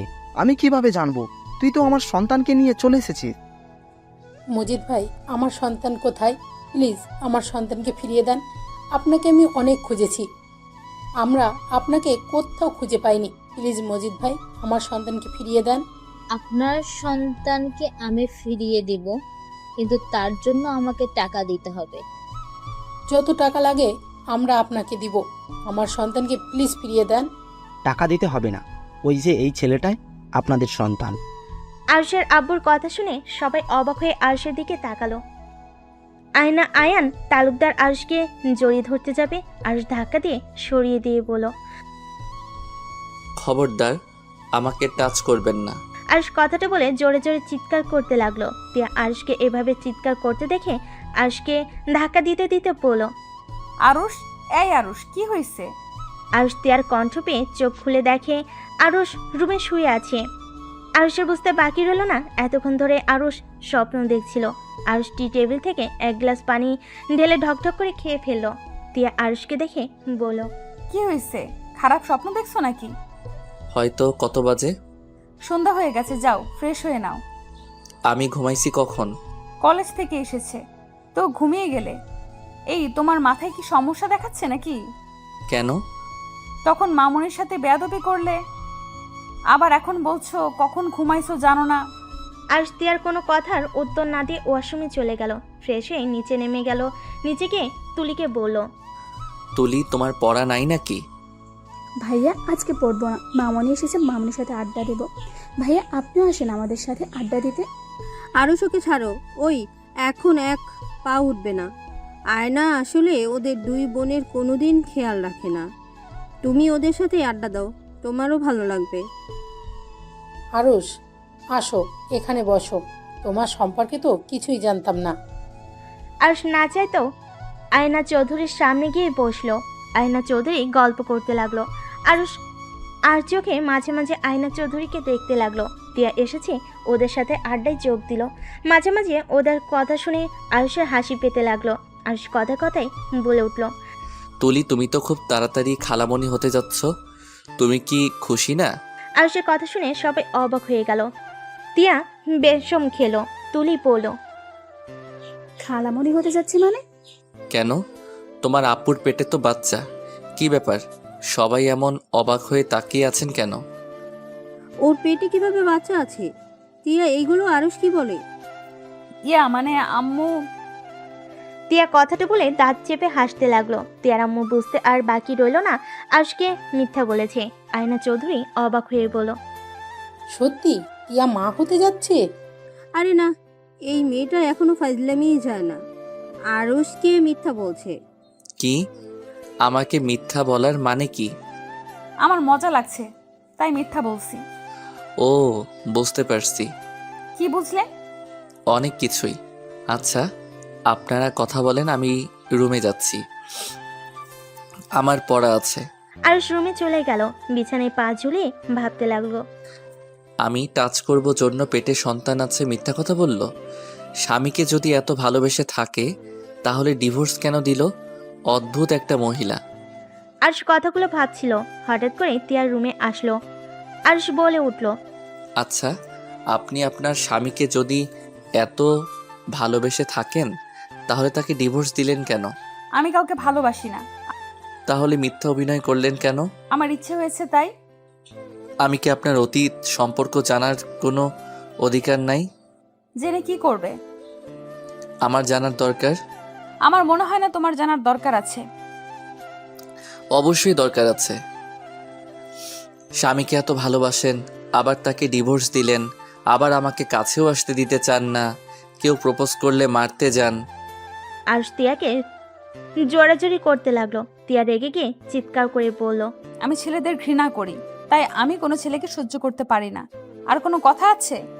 ঘৃণা করেন মানে? কেন ছেলেদের ঘৃণা করেন? ছেলেরা আপনার কি ক্ষতি করেছে? এই ছেলে একটা লুজার, বাটপার, বেইমান, যে এক নারীতে আসক্ত থাকতে পারে না। ওদের জন্য যদি জীবন দিয়ে দেয় তারপর কি বলবে আমাকে ভালোবাসো না? ছেলেরা এমন কি বলেছে আপনাকে? প্রমাণ দিতে পারবেন? টিয়া আরুষের কথা শুনে পাগলের মতো হাসতে লাগলো। তারপর বলল, প্রমাণ? প্রমাণ তো আমি নিজেই ভালোবেসে বিয়ে করেছিলাম। 7 বছরের সম্পর্ক, পর বিয়ে করে 2 মাস টিকতে পারি নাই। শারীরিক নির্যাতন তো আছেই। তার সাথে মিথ্যা অপবাদ, অশ্লীল গালাগালি, সেখানে আবার ভালোবাসা। আমার সামনে অন্য নারীকে নিয়ে এসেছে, রাত কাটাতো। শ্বশুর শাশুড়ি দেখেও না দেখার ভান করে থাকতো, কারণ প্রেম করে নিজের ইচ্ছে বিয়ে করেছি। 7 বছর প্রেম করেছি, তার মানে তো আমি জানতাম ওর চরিত্র কেমন। হ্যাঁ, আফসোস এমন পাক্কা অভিনেতা যে 7 বছর একবারের জন্য বুঝতে পারি নাই মানুষটা আসলে যে রূপ দেখায় সেটা তার আসল রূপ ছিল না। ভদ্র মুখোশের আড়ালে ছিল শয়তান, বদমাইশি। তারপর বলবে ছেলেদের কেন ঘৃণা করি? এক ছেলের জন্য সবাইকে এক ভাবা, এটা ঠিক না। আর ওকে ডিভোর্স কেন দিয়েছেন? আমি হইলে ওকে ভালো মতো শিক্ষা দিতাম, এমনকি জেলের ভাত খাইতাম। ওকে আমি ভালোবাসি, ওই হয়তো আমাকে ভালোবাসে নাই। ভালোবাসার মানুষ যেমনই হোক, সেই আমাদের প্রিয় মানুষ থাকে, তাকে কষ্ট দিয়ে কখনো প্রকৃতি ভালোবাসা মানুষ সুখে থাকতে পারে না। বাহ, আপনাকে আগে যা ভাবছি, এখন তো আপনার কথা শুনে আপনার ফ্যান হয়ে গেলাম। আপনাকে তো দেখে ভেবেছি আপনার ভিতরে মন পাথরের দিয়ে তৈরি হয়েছে। প্রেম ভালোবাসা আপনার মনে কিছুই নাই, বাট আপনার মতো মানুষ কাউকে এতটা ভালোবাসতে পারে, সত্যি বিশ্বাস হয় না। আরুষ কথাটা বলে হাসতে লাগলো। তিয়ার চোখ বেয়ে পানি পড়তে লাগলো। তিয়া কিছু না বলে বেলকনিতে চলে গেল। আরুষ ভ্যাবাচাকা খেয়ে গেল। আরুষ বেলকনির দিকে এগিয়ে গেল। কান্নার শব্দ পেল। আরুষের কাছে খারাপ লাগলো। আরুষ আস্তে আস্তে তিয়ার কাছে গেল। কাঁধে হাত রাখতেই তিয়া নিজের চোখের পানি মুছতে যাবে। আরুষ হাত ধরে বলল, কান্না করো, চোখের পানি মুছো না, আজকে মন খুলে কান্না করো। মাঝে মাঝে কান্না করলে মনটা অনেক হালকা লাগে। তিয়া জোরে জোরে কান্না করতে লাগলো। কান্না করতে করতে হিসকি উঠে গেল। আরুষ রুমে গিয়ে এক গ্লাস পানি নিয়ে এসেছে। তিয়াকে বলল, এই নাও পানি, খেয়ে আবারও কান্না করো। আর তুমি চাইলে খাবারও নিয়ে আসতে পারি, একটু করে রেস্ট নিবে, খাবার খেয়ে আবার কান্না শুরু করবে, ওকে? আরুষের কথা শুনে তিয়া ফিক করে হেসে দিল। আরুষের কান ধরে বলল, শয়তান, আমার ইমোশনাল দেখে মজা নেওয়া হচ্ছে, তাই না? আহ, কান ছাড়ো, আমি তোমার স্বামী হই, আমার কান ধরা তোমার উচিত না। এই ওয়েট, আমাকে তুমি কেন বলছো? আমি তোমার বয়সে বড়, আমাকে আপনি করে ডাকো। আরুষ তিয়াকে টান দিয়ে নিজের কাছে নিয়ে এসেছে। পিছনের দিকে ঘুরিয়ে পিছন থেকে জড়িয়ে ধরে কানে কানে ফিসফিস করে বলল, আমি আর আপনি করে বলবো না, তুমি বলে আপন আপন লাগে, আপনি বলে কেমন পরপর লাগে। আর তুমি তো আমার প্রিয়তমা, সেখানে অনেক কাছের মানুষ, তাই আপনি না তুমি বলে ডাকবো। তিয়া হালকা করে আরুষের পেটে গুঁতো দিল। আরুষ তিয়াকে ছেড়ে দেয়। তিয়া বলল, আমি কারো প্রিয়তমা না, আর না তুমি আমার আপন কেউ। আমি তোমাকে কখনোই ভালোবাসতে পারবো না। কেন? একবার আমাকে বিশ্বাস করে দেখলে ক্ষতি কি? নাকি আপনার এক্স স্বামীর জন্য পরাণ কান্না করে? আমার কারোর জন্য পরাণ কান্না করে না। আমি একবার যে ভুল করছি সেই ভুল আর দ্বিতীয়বার করতে চাই না। একবার তো একজনকে মন দিয়েছিলাম, ভেঙে চুরমার করে দিয়েছে। আবার তোমাকে দিয়ে নিজের জীবনটাই শেষ করে দিব নাকি? আরুষ তিয়াকে সামনের দিকে ঘুরিয়ে আরুষের 2 হাত তিয়ার কাঁধের উপর রেখে মুখটা কাছে নিয়ে বলল, আমার মনের দরকার নাই, আমার এই শরীরটা আর এই শরীরের আত্মাটা লাগবে, যাকে আমি মৃত্যুর আগ পর্যন্ত পাশে পাবো। যে মানুষটা আমাকে ভালোবাসবে, আমাকে বুঝবে, বাকি মানুষের মতো আমাকে অবহেলা করবে না, শুধু একটু ভালোবাসা দিলে হবে। কারণ সামনের এই মানুষটা ছাড়া আমার দুনিয়াতে আপন মানুষ বলতে কেউ নাই। কেন?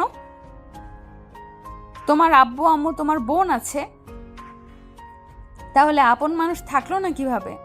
মানুষ যা চোখের সামনে দেখে তা মাঝে মাঝে সত্যি নাও হতে পারে। আপনি বলেও কিছু মানুষ আপন হয় না। মানে বুঝলাম না। আরুষ তিয়ার ঘাড় থেকে হাত সরিয়ে দিয়ে তিয়ার সামনে সমানভাবে দাঁড়িয়ে গ্রিলের সাথে পিঠ ঠেকিয়ে বলল, মানে কিছুই না, চলো ঘুমাবে, অনেক রাত হয়ে গেছে, আর কান্না করা লাগবে না। শুনো, যে কান্না করতে তোমাকে ভালোবাসে আর যাই হোক সে মানুষটা তোমার যোগ্য হতে পারে না। আর আমি বলছি, ও আমাকে তুমি মেনে নাও। তুমি যেই দিন নিজের ইচ্ছে আমার কাছে আসবে, সেদিন আমি তোমাকে বাচ্চা আম্মুর বানিয়ে দিব। আরুষের কথা শুনে তিয়া ভ্যাবাচাকা খেয়ে গেল, সাথে অনেকটা লজ্জা পেয়ে গেল। আরুষ কথাটা বলে হাসতে হাসতে দৌড়ে রুমের ভিতরে চলে গেল। তিয়া বেলকনিতে দাঁড়িয়ে মুচকি মুচকি হাসতে লাগলো আর ভাবতে লাগলো। পিচ্ছি পোলাপাইন অনেক পাকনা, ফাজিল একটা।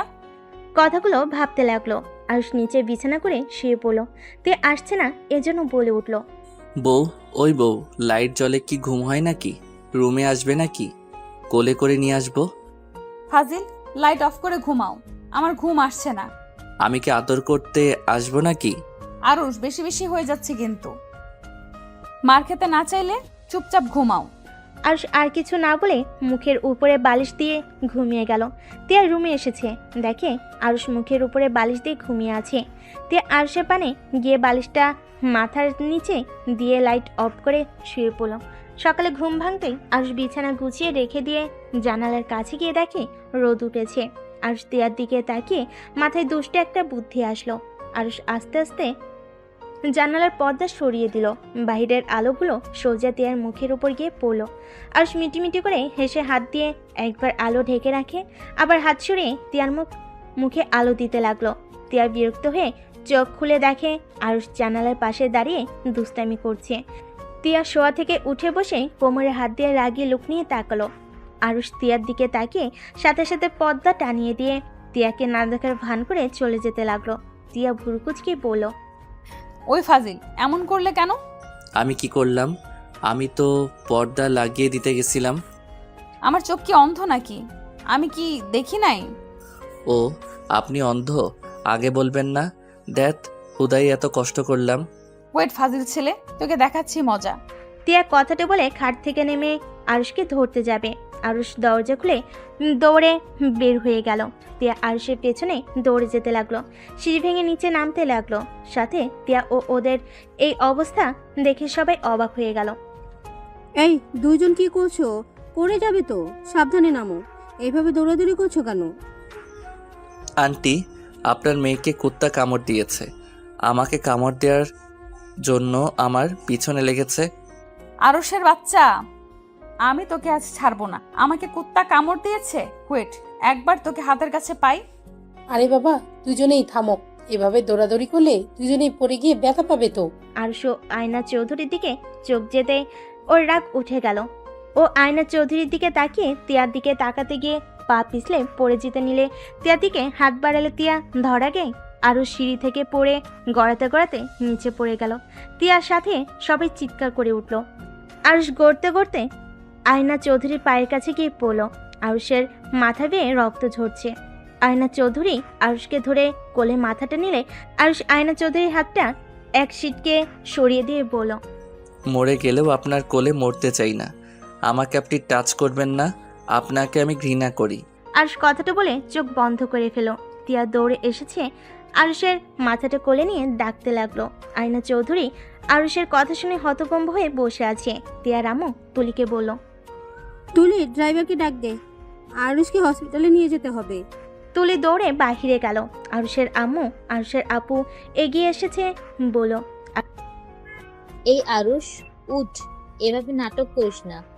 উঠ, তেমন কিছু হয় নাই কিন্তু। আরুষের আম্মু কথা শুনে তিয়ার আম্মু তিয়া আয়না চৌধুরী অবাক হয়ে গেল। তিয়ার আগে চিৎকার করে বলল, আরে আপনি মানুষ নাকি অন্য কিছু? সন্তানের এই অবস্থা আর বলেন নাটক করছে? আপনার কি চোখ নাই? ওর মাথা দিয়ে রক্ত ঝরছে আর আপনি বলেন ওই নাটক করছে? তিয়ার কথা শুনে আরুষের আম্মু ভয় পেয়ে গেল। আরুষের আপু তিয়ার আপুকে চুপ থাকতে বলল।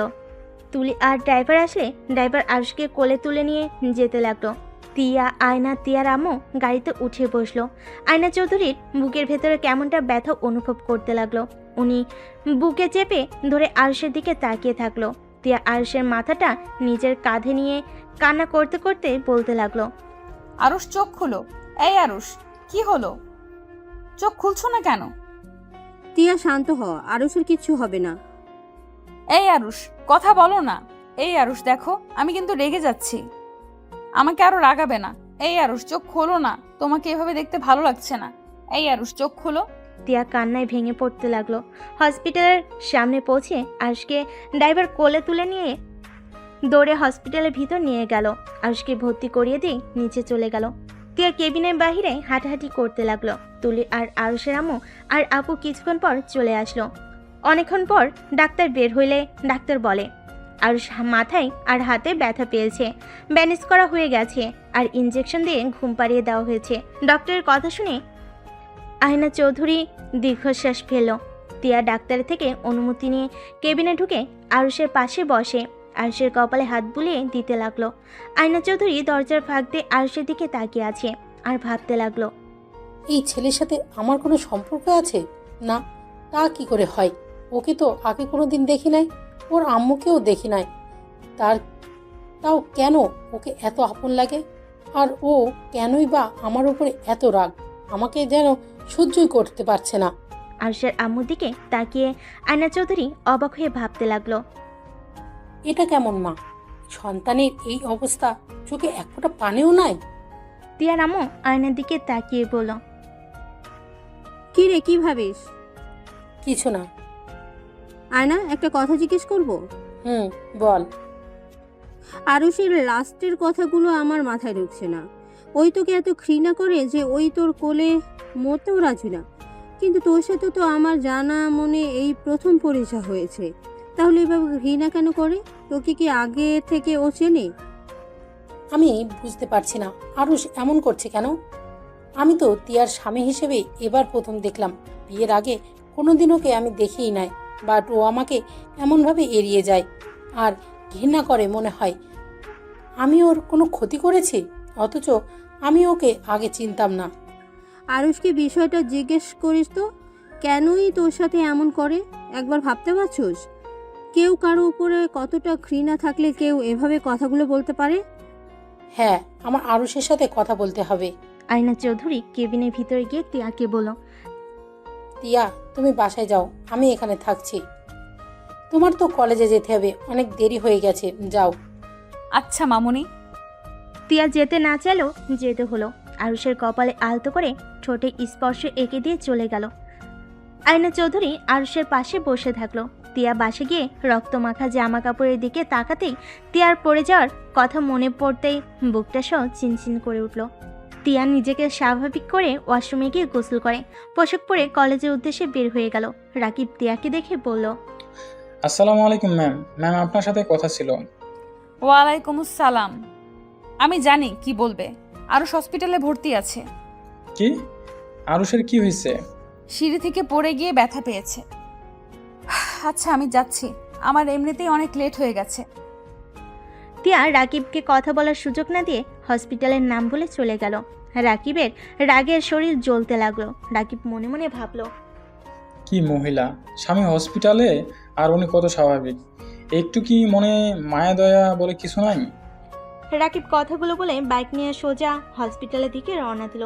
এদিকে আরুষের ঘুম ভাঙলে চোখ খুলে আয়না চৌধুরীকে দেখে চমকে উঠল। রাগী লুক নিয়ে বলল, আমার পাশে আপনি কেন? আমি কোথায়? আরুষ উঠতে চাপে মাথায় ব্যথা পেল। আয়না চৌধুরী ধরতে গেলে আরুষ ছিটকে আয়না চৌধুরীকে সরিয়ে দিয়ে বলল, আপনাকে বললাম না আমাকে ধরবেন না। আপনি কি বুঝেন না আমি আপনাকে পছন্দ করি না? আমাকে কেন পছন্দ করো না? আমি তোমার কি ক্ষতি করেছি? আসলে আরুষ, তুমি আয়নাকে কেন দেখতে পারো না? ওই তোমার কি ক্ষতি করেছে? তুমি ওকে সহ্য করতে কেন পারছো না? আরুষ তিয়ার আম্মুকে দেখে হতভম্ব হয়ে গেল। আরুষ নিজেকে স্বাভাবিক করে বলল, আন্টি, আমি বাসায় যেতে চাই। তুই আসুক তারপর যেও। এখন বলো, তুমি আয়নাকে কেন দেখতে পারো না? আমি জানি না। এইটা কেমন কথা? তুমি জানো না অথচ তাকে ঘৃণা করো? ওকে দেখতেও খারাপ না, আর এমন কি ওর ব্যবহারও খারাপ না। আয়নাকে তো সবাই কত ভালোবাসে। ও অনেক ভালো একটা মেয়ে। আজ পর্যন্ত কেউ বলতে পারবে না তিয়া কারোর সাথে খারাপ ব্যবহার করেছে বা কারো কোনো ক্ষতি করেছে। তাহলে তুমি কেন তাকে ঘৃণা করো? আর সজোরে হাসতে লাগলো। মাথায় ব্যথা পাওয়াতে হাত চেপে ধরে বলল, আন্টি, ওনারা তো মহান মানুষ। ওনারা এত মহান যে আমার লাইফটা একদম হেল করে দিয়েছে। ভদ্র মুখোশের আড়ালে যে কত বড় শয়তান, এই আপনি আমার চোখের সামনে থেকে জানতো। আরুষের আম্মু কেবিনে ঢুকে বলল, আরুষ, এই ধরনের ব্যবহার করছিস? তুই জানোস উনি এত কাছে কখন থেকে বসে আছে, তোর জন্য কান্না করছিল, আর তুই তার সাথে এমন ব্যবহার করছিস? তোর আব্বুকে কল দিয়ে সব বলে দেব। তুই যে এত বেয়াদব হইছস, তোর আব্বু জানা দরকার। তো আম্মু, ওনাকে কে বলছে আমার জন্য চোখের পানি ফেলতে? ওর চোখের পানি আমার কাছে বিষ লাগে। যত সব আজাইরা। আয়না চৌধুরী কিছু বলতে যাবে, রাকিব দৌড়ে এসেছে। হাঁটুর উপরে দুই হাত রেখে জোরে জোরে নিঃশ্বাস নিতে নিতে বলল, আরুষ তুই ঠিক আছস? এই অবস্থা কি করে হলো? আমি ঠিক আছি। এই মহিলার মুখ দেখলে আর কত ঠিক থাকবো বল? কোন মহিলা? রাকিব আয়না চৌধুরীর দিকে তাকিয়ে বলল। আরুষ এইটা কেমন ব্যবহার? মাথা ঠান্ডা কর। এই, তুমি মাস্টার সাহেবের ভাগনা না? জি আন্টি। আরুষকে তুমি চেনো? জি, ওই আমার বেস্ট ফ্রেন্ড। তুমি কি কিছু জানো ও আমাকে ঘৃণা কেন করে? না মানে তার মানে তুমি জানো। হয়তো, বাট আমি কাউকে কিছু বলতে পারবো না। কেন? বলা যাবে না, তাই বলতে পারবো না। রাকিব, তুমি বলো, আমি শুনতে চাই। রাকিবকে অনেক জোরাজোরি করতে লাগলো। আরুষ রেগে গিয়ে বলল। উফ, ওকে এত জোরাজোরি করছেন কেন? সময় হইলে আমি আপনাকে বলে দিব। আর এখন শুনবেন নাকি? শোনার খুব ইচ্ছা থাকলে আমি এখন বলবো। আন্টি আম্মু আপনারা যদি কিছু মনে করেন। আরুষের কথা বুঝতে পেরে তিয়ার আম্মু আরুষের আম্মুকে নিয়ে কেবিন থেকে বের হয়ে গেল। আরুষ মিটিমিটি করে হাসতে হাসতে বলল। শুনতে চান? শোনার আগে জানতে হবে আমি কে। কে তুমি? এইদিকে আছেন, কানটা একটু দিন। আয়না চৌধুরী আরুষের দিকে গেলে আরুষ ফিসফিস করে বলল। আমি আপনার অবৈধ সেই সন্তান যাকে হসপিটালে ফেলে দিয়ে আসার হুকুম দিয়েছিলেন। আমি একটা চাকর সন্তান যার বাবা মা থাকতে তাদের কোনো পরিচয় নাই। আরুষ কথাগুলো বলে হাসতে লাগলো। হাসতে হাসতে আরুষের চোখ বেয়ে পানি বের হতে লাগলো। আয়না চৌধুরী কয়েক পা পিছিয়ে গেল। আরুষের হাসির প্রতিধ্বনি কানে বাজতে লাগলো। আয়না চৌধুরী কানে হাত দিয়ে চিৎকার করে উঠল। তুমি হাসি থামাও, তোমার হাসি আমার সহ্য হচ্ছে না। আহা, আপনার তো আমার হাসি সহ্য হচ্ছে না, আর আমার আপনাকে। চলে যান আমার সামনে থেকে। আয়না চৌধুরীর চিৎকার শুনে তিয়ার আম্মু আরুষের আম্মু কেবিনে ঢুকে দেখে আয়না চৌধুরী পড়ে যাচ্ছে। তিয়ার আম্মুকে ধরে বলল। তোমরা এভাবে হাসছো কেন? কি করছো? ওই কি হলো? সত্যি করে বলো, ওর সাথে তোমরা কি করছো? আন্টি আমরা কিছুই করি নাই, আরও শুধু জানিয়েছে কেন ঘৃণা করে। এতে উনি সহ্য করতে না পেরে অজ্ঞান হয়ে গেছে। ধরছো না কেন? ধরো ওকে। রাকিব ভর্তি করে আয়। রাকিব আয়না চৌধুরীকে নিয়ে যেতে লাগলো। আর সে চোখের পানি মুছে ফেলো। আর বেডের উপরে শুয়ে আছে, চোখ বেয়ে পানি গড়িয়ে পড়ছে। রাকিব আরুষের পাশে বসে পড়ল। আন্টি মাথায় অতিরিক্ত চাপ পড়ছে, এভাবে না বললেও পারতে। যার যার ব্যথা সেই বুঝে। নিজের গর্ভধারিণী মাকে সামনে দেখেও বলতে পারি না মা বলে। মায়ের ভালোবাসাটাও পাই নাই। চিন্তাবো না আমার আসল বাবা মাকে। আর উনি এমন মা যে সন্তানকে ফেলে দিয়ে আসতে হুকুম করতে পারে। সেই ধরনের বাবা মা আমার চাই না। আমি এই ধরনের মানুষদের ঘৃণা করি যারা সন্তান জন্ম দিয়ে তাদের অস্বীকার করে। আরুষের কথা শেষ হতেই তিয়া চলে আসে। রাকিবের মুখ থেকে তিয়ার নামে কথা শুনে তিয়া ভিতরে না ঢুকে দাঁড়িয়ে পড়ল। আর এদিকে রাকিব বলতে লাগলো। আমি বুঝতে পারছি। আচ্ছা তুই রেস্ট নে। আর তোর বউ একটা জিনিস, তোর এই অবস্থা আর উনি কলেজে পড়ে আছে। এই মহিলা কেমন ধরনের মানুষ আল্লাহ জানে। তোকে স্বামী হিসেবে মানা বা না মানা, তারপর তো মানুষের প্রতি মানুষের একটু টান থাকবে। রাকিবের কথা শুনে তিয়া রেগে ভিতরে ঢুকে কিছু বলবে, তার আগে আরুষ হেসে বলল। হা, তুই আবার আমার বউয়ের পিছনে লাগলি কেন? উনি শিক্ষিকা কলেজের, ওনাকে তো কলেজে যেতে হবে। পাগল, ওকে আমরা যেমন ভাবি ওই আসলে তেমন না। কাউকে না বুঝে তাকে নিয়ে কিছু বলা উচিত না। আরুষের কথা শুনে তিয়ার মনটা নরম হয়ে গেল। রাকিব আরুষের দিকে ভুরু কুচকে তাকিয়ে বলল। আরে ম্যাম কি তোকে কিছু খাইছে নাকি? আর এত গুণ গাচ্ছিস? রাকিবের কথা শুনে আরুষ সজোরে হেসে দিয়ে বলল। দূর শালা। আচ্ছা ভাইয়া, আমাকে আর হাসাস না, মাথা যন্ত্রণা শুরু হয়ে যায়। আচ্ছা তুই রেস্ট নে। এই তুই কিছু খাইছস? খাবার কিনে নিয়ে আসবো? আরুষ কিছু বলার আগেই তিয়া ভিতরে ঢুকে বলল। তার দরকার নাই, আমি খাবার নিয়ে এসেছি। তিয়ার কথা শুনে রাকিব ভয়ে উঠে বসলো। ভুরু কুচকে বলল। ম্যাম আপনি কখন এসেছেন?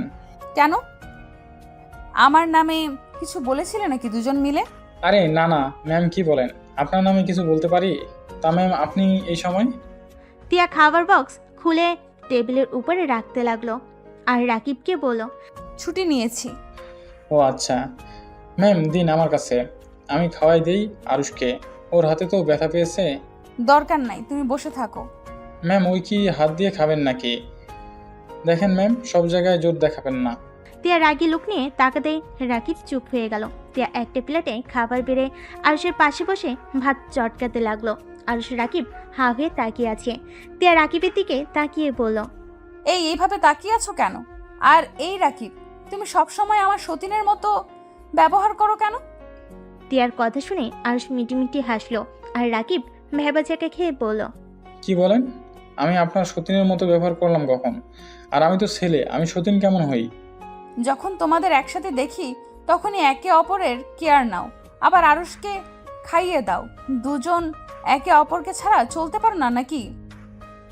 তিয়ার কথার ভিতরে জেলাসি ভাব দেখে রাকিব দুষ্টামি করে বলল, কি করব, বন্ধুকে বিয়ে করলাম, বন্ধুর বউ পাত্তাই দেয় না, তাই বন্ধুর বউয়ের অভিনয় করে বন্ধুকে সান্ত্বনা দেই। রাকিবের কথা শুনে আরো হাসি থামাতে পারল না। তিয়া রেগে রাকিবের দিকে যাবে, রাকিব দৌড়ে দরজার কাছে গিয়ে পড়ল।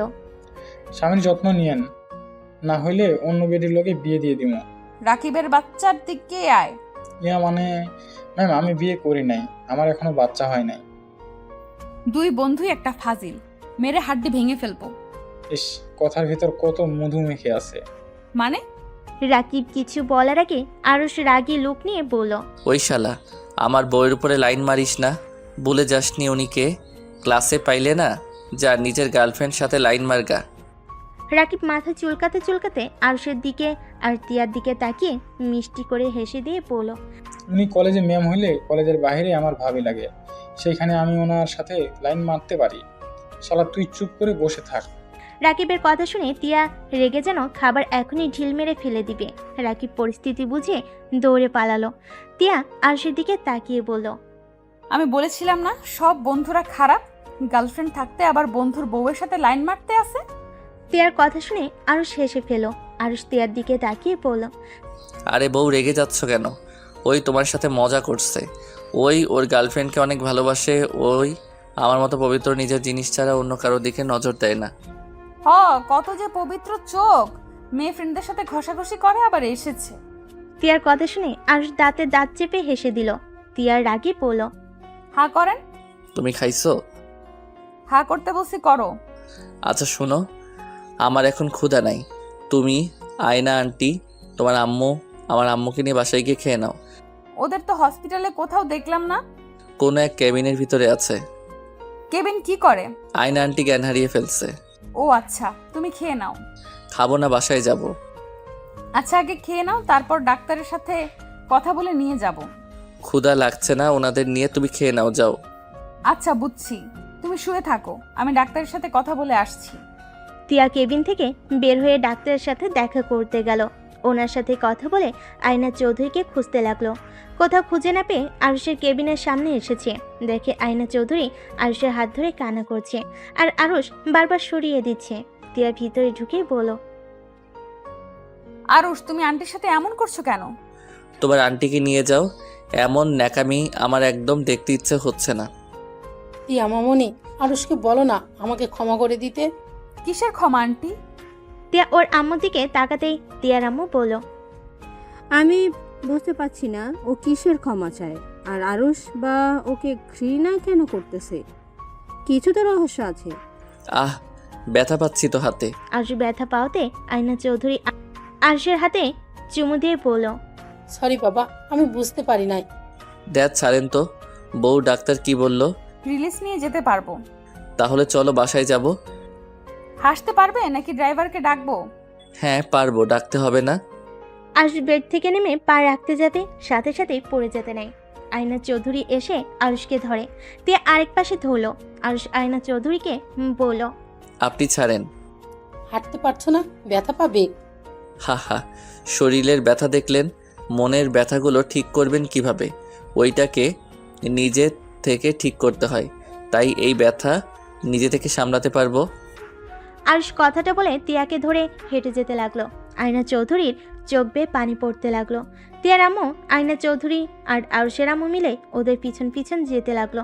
5 জন হসপিটাল থেকে বের হয়ে গাড়িতে উঠে বাসার দিকে রওনা দিল। আরুষের আম্মু আরুষকে বলল, আরুষ, তোর বেয়াদবি বের করব। তোর আব্বুকে খবর দিয়েছি, তোর আব্বু মনে হয় এ বাসায় চলে এসেছে।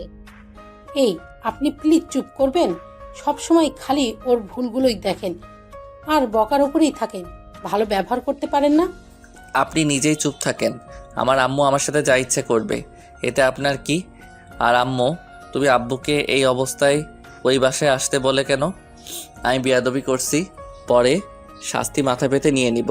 শুধু শুধু আব্বুকে ওই বাসায় আসতে বলছো? মজিদ ভাই কি সত্যি বাসায় এসেছে? ওনার সাথে আমার কথা বলতে হবে। ওমা, আপনি আমার জামাইয়ের নাম জানলেন কেমনে? বিয়ে দিন হয়তো শুনেছিল। ও আয়না চৌধুরী কাউকে ফোন দিল, কল দিয়ে পড়ল। আয়ান, তুমি কত দূর? তোমাকে না বললাম তাড়াতাড়ি তিয়াদের বাসায় আসতে?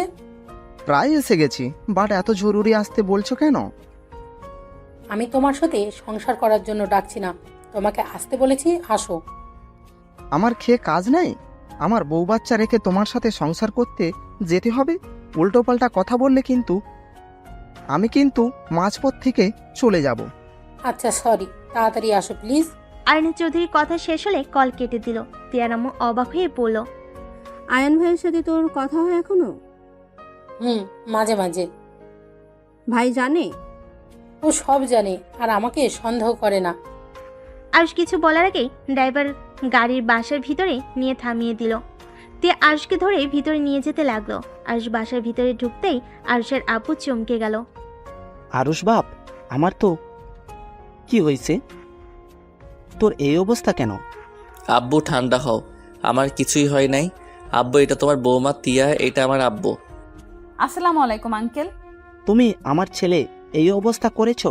তুমি নিজেকে কি ভাবো? হ্যাঁ, বাবার টাকা পয়সা আছে বলে যা ইচ্ছে করবে? নিজেকে কি ভাবছো তুমি? আয়ুষের আব্বুর কথা শুনে সবে ভেবাচেকে খেয়ে গেল।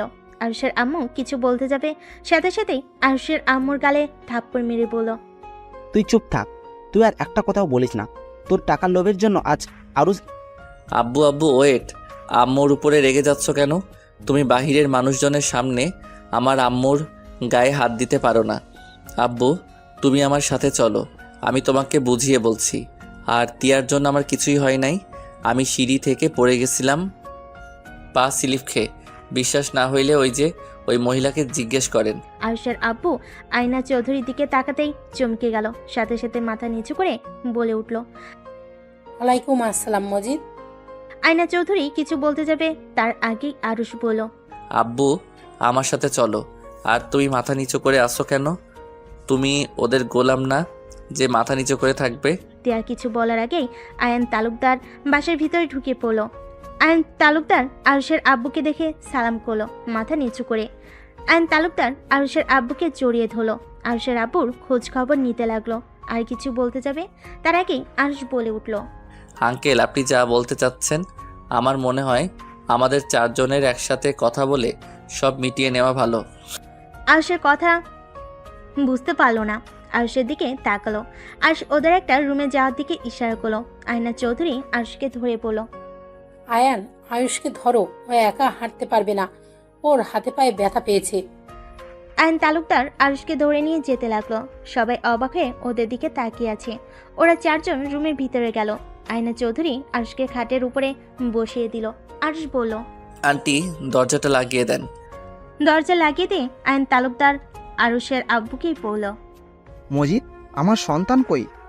আমরা দুইজন তোকে কত খুঁজি, তোর কোনো ধারণাও? প্লিজ ভাই, আমায় বলে দে আমার সন্তান কোথায়। আরুষ হাসতে লাগলো। ওর আব্বুর কলার ধরে আরুষ রেগে গিয়ে বলে উঠল, আয়ান, মজিদকে ছাড়ো, আমাদের সন্তান তোমার পেছনে, ওইটাই আমাদের সন্তান। আয়ন তালুকদার আরুষের দিকে তাকাতে আরুষের কাছে এগিয়ে যাবে, তার আগে আরুষ বলল, না না, একদম না, আমার কাছে আসার চেষ্টা করেন না। কেন? আমি আপনাদের বাবা মা হিসেবে মানি না। আমার বাবা ওই লোকটা। আপনাদের সংসার আছে, আমি চাই না আপনাদের সংসার ভেঙে যাক আমার জন্য। আমার আপনাদের দেখার অনেক ইচ্ছে ছিল।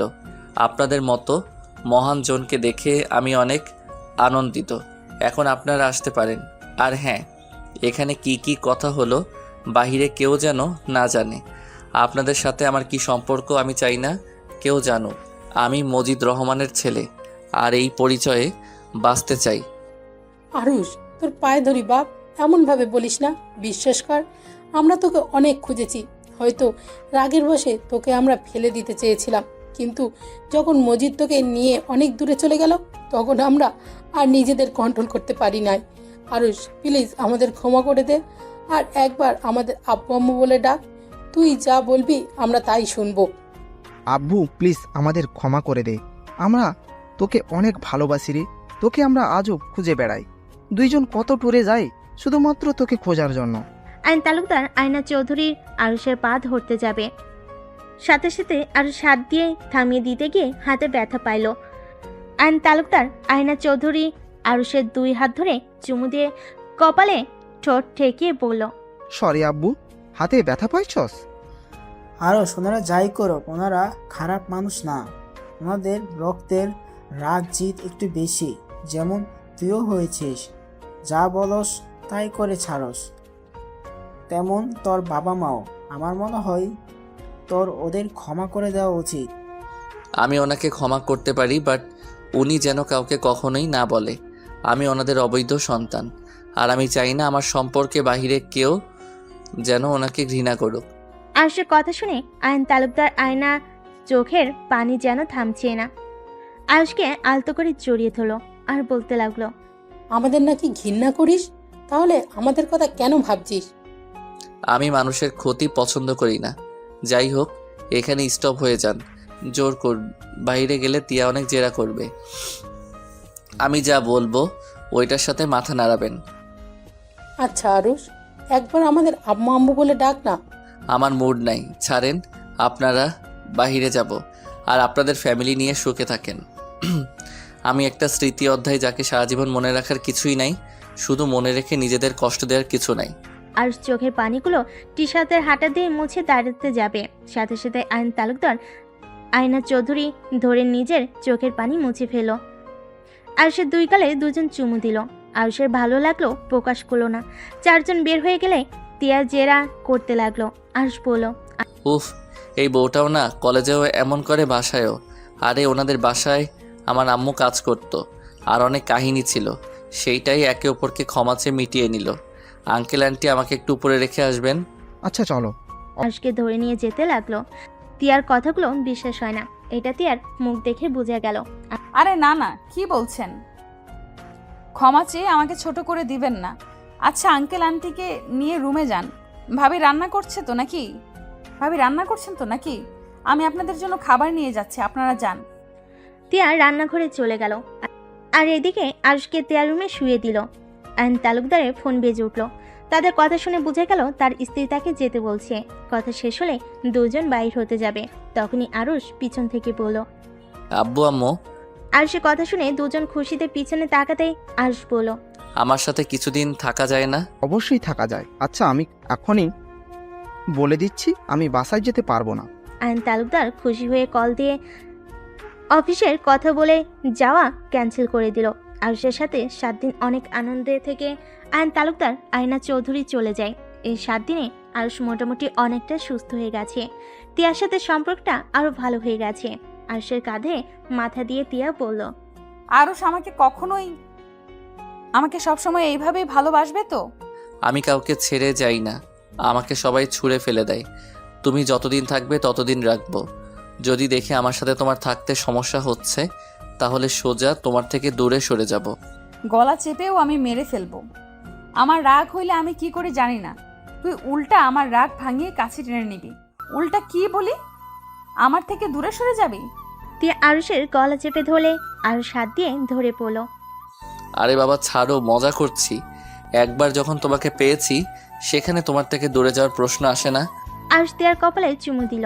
তিয়া আরুষের বাহু জড়িয়ে ধরে বলল, তাড়াতাড়ি সুস্থ হয়ে যাও না, আমার এমন তোমাকে দেখতে ভালো লাগছে না।